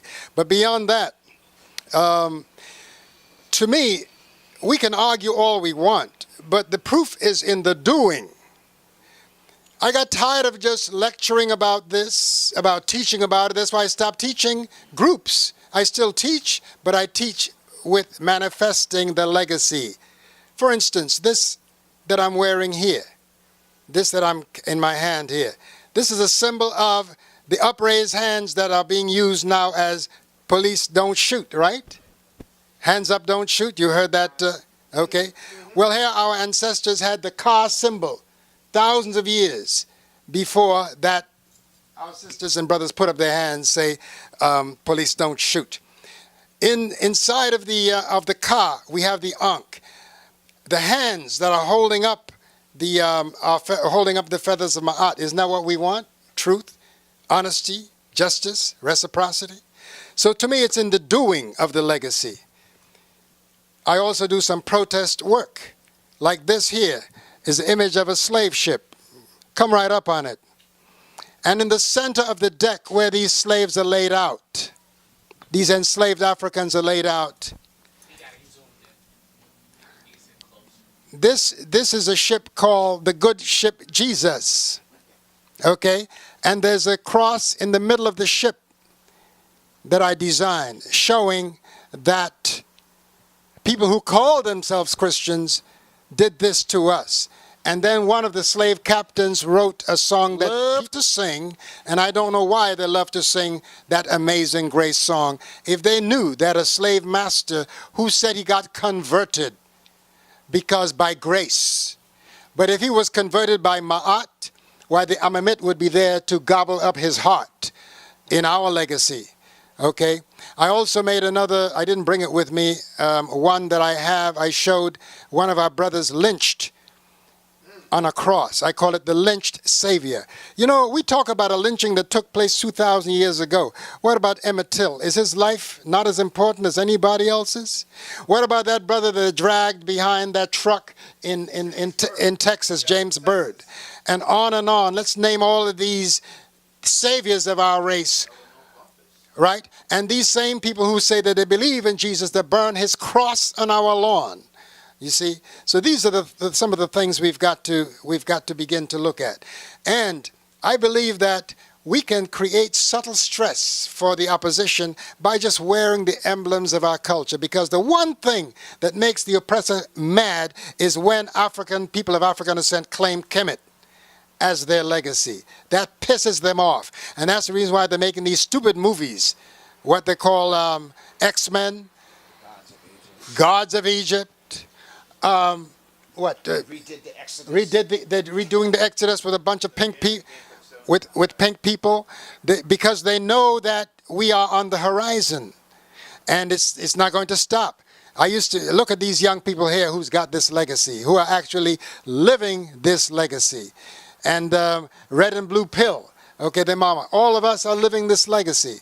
So it's all over. They can do whatever they want to us elders now because the cat is out of the bag and Sekhmet is on the prowl, ain't he? We have the new 42, right? And we've always had 42s, right? Of declarations of innocence and affirmations, right? Now, when you put these, now we can use these 42 and go back historically and put these on people, right? This group of people who they call the Moors, right? Based on their expression from coming in from North Africa, going into Spain, ultimately involving themselves in the slave trade, right? How could you say that, yes, they were people of African people, but are you going to try to say that they were following any of this legacy right here? Any of this as a group or civilization? I'm not talking about people here who call themselves Moors to describe themselves. I am talking about the historical Moor that found them, that were Arabized. No, they was enslaving African people. That's right. Right. But that's what I'm saying.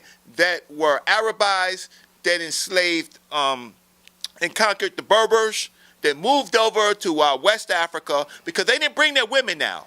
They used other women. That historical group of people who maybe now, because of the Prophet Noble Drew Ali pointing us to that direction and others, are you going to tell me that those people followed any of this stuff close to the 42? That's my concern, because you know what, we have to get into some temple discipline, and both of you do temple discipline, right? There's some things that you do and you do not do, and there's some people you accept and you don't accept, and then there's some people who you see even as students or people that you taught. Mfundishi say that all the time. No, I know him. He's not a real student of mine. You separate. How come we can separate when we do it like that, but we have historical people who have done Ifet, and then we still praise them? Well, I don't know if anybody is praising them, Brother Reggie, so I think maybe you got some things confused. Okay. All right. So I think maybe only because they are presenting some information that people are ignorant of, and so therefore sometimes when somebody seems more knowledgeable than you, you tend to give them some respect. So I think they're getting respect upon teaching some knowledge that people have forgotten. But no, we are not homaging or being part of people who are anti the 42 oracles of Ma'at or anti these 42 covenants. We are not embracing people who belong to a spiritual system that's responsible for the enslavement of African people. So if you still embrace that, no, we are not embracing you that way. But we understand there can be operational unity. All right, let's let Baba close out after he finishes. Okay. I avoid arguments. Like Dr. Clark says, I don't argue, I don't debate, I teach.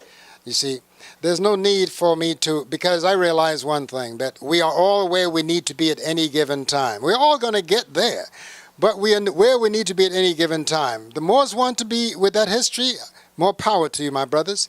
You Hebrew Israelites, you want to be with that, more power to you. I have no need to fight with you.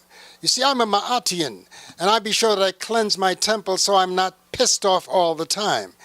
And so I don't be cursing my brothers and sisters, calling them names. If I call you the N-word, it'll be Negus, Negusti, King of Kings, because we are all, we're all kings rising and queens rising. So I don't believe in this constant back and forth. I feel that the Moors are going to attract the people who are at their level of comprehension. So will the Hebrew Israelites, so will the Rastas, every single one of them. But the beautiful thing about all of them is that they are studying their way, and maybe as they study deeper, they're going to find out more and more truth, and they will come on board, because it all came back, it all came from this source anyway. It's got to go back to the source that it came from. So I'm going to just close out by saying this in the ancient Mpu Nkra. Amasu Npa Ntra, Sauk Su Ement Ra Npa Ntra, Awu Kuawura, Maketi Pa Herura. Give yourself to the divine. Keep yourself daily for the divine, and do it tomorrow as you do it today. And before I go, just let me say this. You can just affirm this every day. Say, Nuk Punuk Ku. Nuk Punuk Ku. I am that I am light. Nuka Punuka Ku. Nuka Punuka Ku. I am that I am light. Repeat that over and over and affirm that you are light, and you will be light. They said in the beginning was the word, but no, it was the womb, but out of the womb came the one that uttered the word. Nuk Punuk Ku. I want to remind us, you might be asking, well, why are these brothers dressed kind of like this? We don't have a costume on like some of my Hebrew Israelite brothers or something like that. Right. We are dressed in a resurrection of the Kemetic legacy. of the spirit. So we're living this. Dr. John Henry Clark said, they laughed at our clothes and we changed them. They laughed at our language, we changed them. They laughed at our names, we changed them. They laughed at our spiritual system, and we changed it. We are here to bring things back. So we are wearing the clothes of our ancestors and clothes from Africa. We are evoking the names of Africa and our legacy. We are learning the language of our African, and we are teaching our children the legacy of Africa. It just so happens to be coming through the Nile Valley. So I just want to say the garments I wear, we call this hebsa. Hebsa means protective garments for men. The women wear pedessa, called protective garment for women. You see, we both have the wings on our shoulders because we are both Heru. You see? So we got our garments represent, even, look, the side of these slacks here, it has a pleat, an inverted pleat, to remind us of the divine feminine principle out of which we came. Okay, so when I walk, I'm able to touch the divine feminine principle. Even in my garments, I put the woman in my garments to honor the divine principle. You see, we have to actually do this instead of just talking about it. And that's what I'm about. That's why I don't talk too much. That's why I've stopped giving lectures and stuff, even though I'm going to be doing, a matter of fact, I've been invited to come to Atlanta to do something there. I'll be, hopefully, sometime in September, I'm supposed to be doing an event at Tassili's Raw Reality, a beautiful raw food restaurant in Atlanta. It's on Ralph Abernathy Boulevard. I forgot the exact address. But again, I'll be doing a little bit of traveling. When I go to Tortola, I honor the elder in Wokioji Pika. He took over from the African Pioneer Movement. I forgot the name of I didn't forget, it's just slipped me right now, the name of the elder. But Pika took over that movement, and he was a Garveyite himself. And I go and I visit him. He's 86 years old, 87 years old now. Carlos Cook's, yeah. He was in Carlos Cook's movement. And so the FBI told him to get out of town, and he did. And his father-in-law introduced him to Carlos Cook's. And so when I go down there, I take care of him. I give him a massage. I cut his toenails because he's my elder, so I have to honor my elder. So I give thanks for the privilege of coming on here and sharing the little bit of knowledge that I have with my brothers and sisters. I want to give a shout out to Sister Sakara, who did so much to help us to formulate the 42 covenants of Ma'at, to Red and Blue Pill and their mother, Mama Pill, to so many of our brothers and sisters, to Sister Imani, who is our temple chantress. She chants in all of the spiritual houses. To the sacred woman, Queen Afua's sacred woman, who I spoke to in the Gateway of Tahuti just the other day. And to all of you who have gone through Kemetic 101 and Sacred Kingmen that I don't see anymore, because you know when you come into my presence you're going to be a little embarrassed because you got a pot belly that you shouldn't have as a young African man. And so I forgive you for all of that. Just go and fast and cleanse up the body temple. My 18 years with Queen Afua drilled into me the importance of maintaining this body temple. And that's the reason why Mfundishi and I, we go out of our way to get our clothes made, because if you say that this is the temple of the Most High, how are you going to dress it? What you going to feed it if this is the temple of the Most High? If the Most High dwells within you, are you going to give the Most High hot dogs? Huh? Are you going to give the Most High hamburgers filled with stebesterol and all these chemicals that's going to change your sexual apparatus? No, I don't think so. So let's get with it. Let's begin to live this legacy instead of just talking about it. And let's stop quarreling. I don't want to fight with these brothers. I want to invite them to acknowledge where they got their stuff from. Hotep. Hotep. Shem Em Hotep. Shem Em Hotep. Ankh Uja Senebneb. Dua Inter. Thank you, my brothers. I appreciate that. Any last words from you, brother? Make it quick, too, Brother Reggie. No, except for I want everybody to heed Brother Mfundishi Jehudi Mess's word that he is inviting Dr. Riketi Amin at the African Arts Festival, and she will be with him. She is such a gift to our people, right? And so we need to come out, and I just don't want that to be lost, because of course I'm going to be around, right? Because she has taught generations of us to speak the Meta Nature, and she deserves honor. So bring open your wallets and your purses, and just give freely to the sister, and just say dua and say thanks, because she has helped us so much. If it wasn't for her, we would get there, but not as fast as we got there, right? All right, let me get the other young brother real quick because he wanted to say something. All right. State your name first, brother. Let them know who you are. Peace, family. I am Kemetic Heru. Dua to my elders. Dua Baba Heru for having me. Dua Sanetta for establishing this platform for us to get the information as fast and as quick as possible. Dua to Mfundishi for introducing me to the Kemetic legacy. Has taught me so much, and it's opened my eyes to the bigger picture. For those who may be against this information, that may try to debunk this information, you will only be a fool to.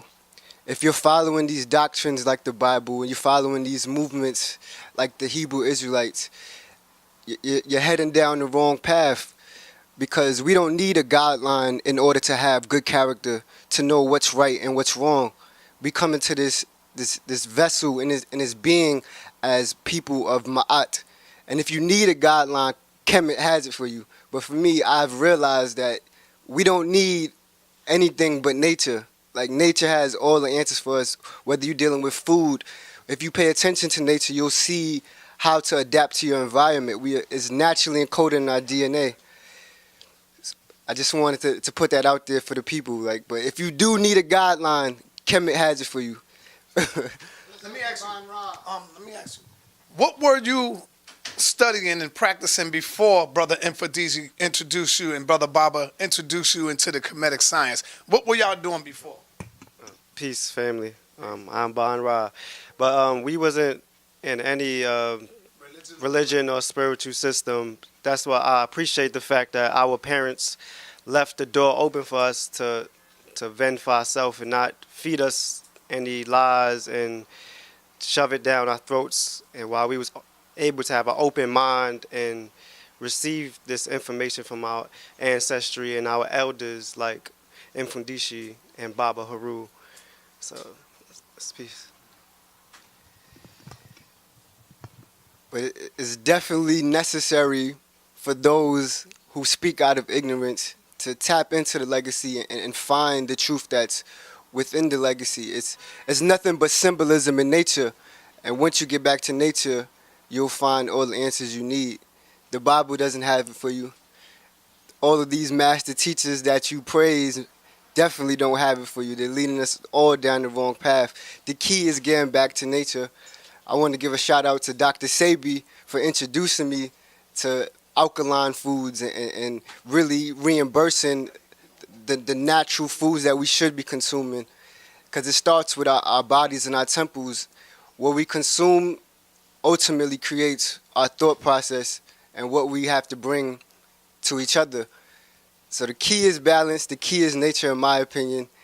Thank you for this opportunity for me to speak. I just want to give a shout out, because the last time I was here, I gave a shout out to my children, my elder born, Everay, my second, Elatan, my third, Pata, my daughter, Kamena, my daughter, Sesheta, and the three beautiful children by Queen Afua, Supernova, Ali, and Cherise.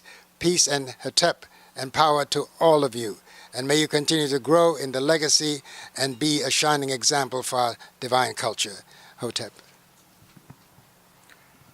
I want to say EM Hotep and give a shout out to my spiritual and biological family, to my daughter Zuwaina Iman Salim, my son Hassan Iman Salim, their mother Cynthia Salim. I want to give out to Shishatmas and my divine mate Ifashua. Thank you, and to the shrine of Jehuti Harud Nephu and the thousands of students that I have taught. I say dua to you, because a teacher is nothing without students. A giver of knowledge is nothing unless they have someone to give that knowledge to. So I want to say dua to the whole Kemetic family, and to all minds who are open to this legacy. Dua Necha.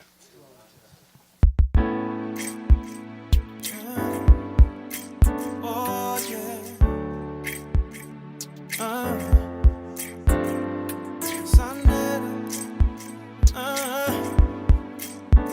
Oh yeah. Welcome to Sonetta Studios.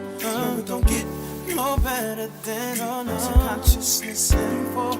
Sonetta TV7. You keep it hot 24/7. You got that black Force 102. Sonetta TV2. Yeah. You are now inside Sonetta Studios, the house of consciousness production, black news presentation.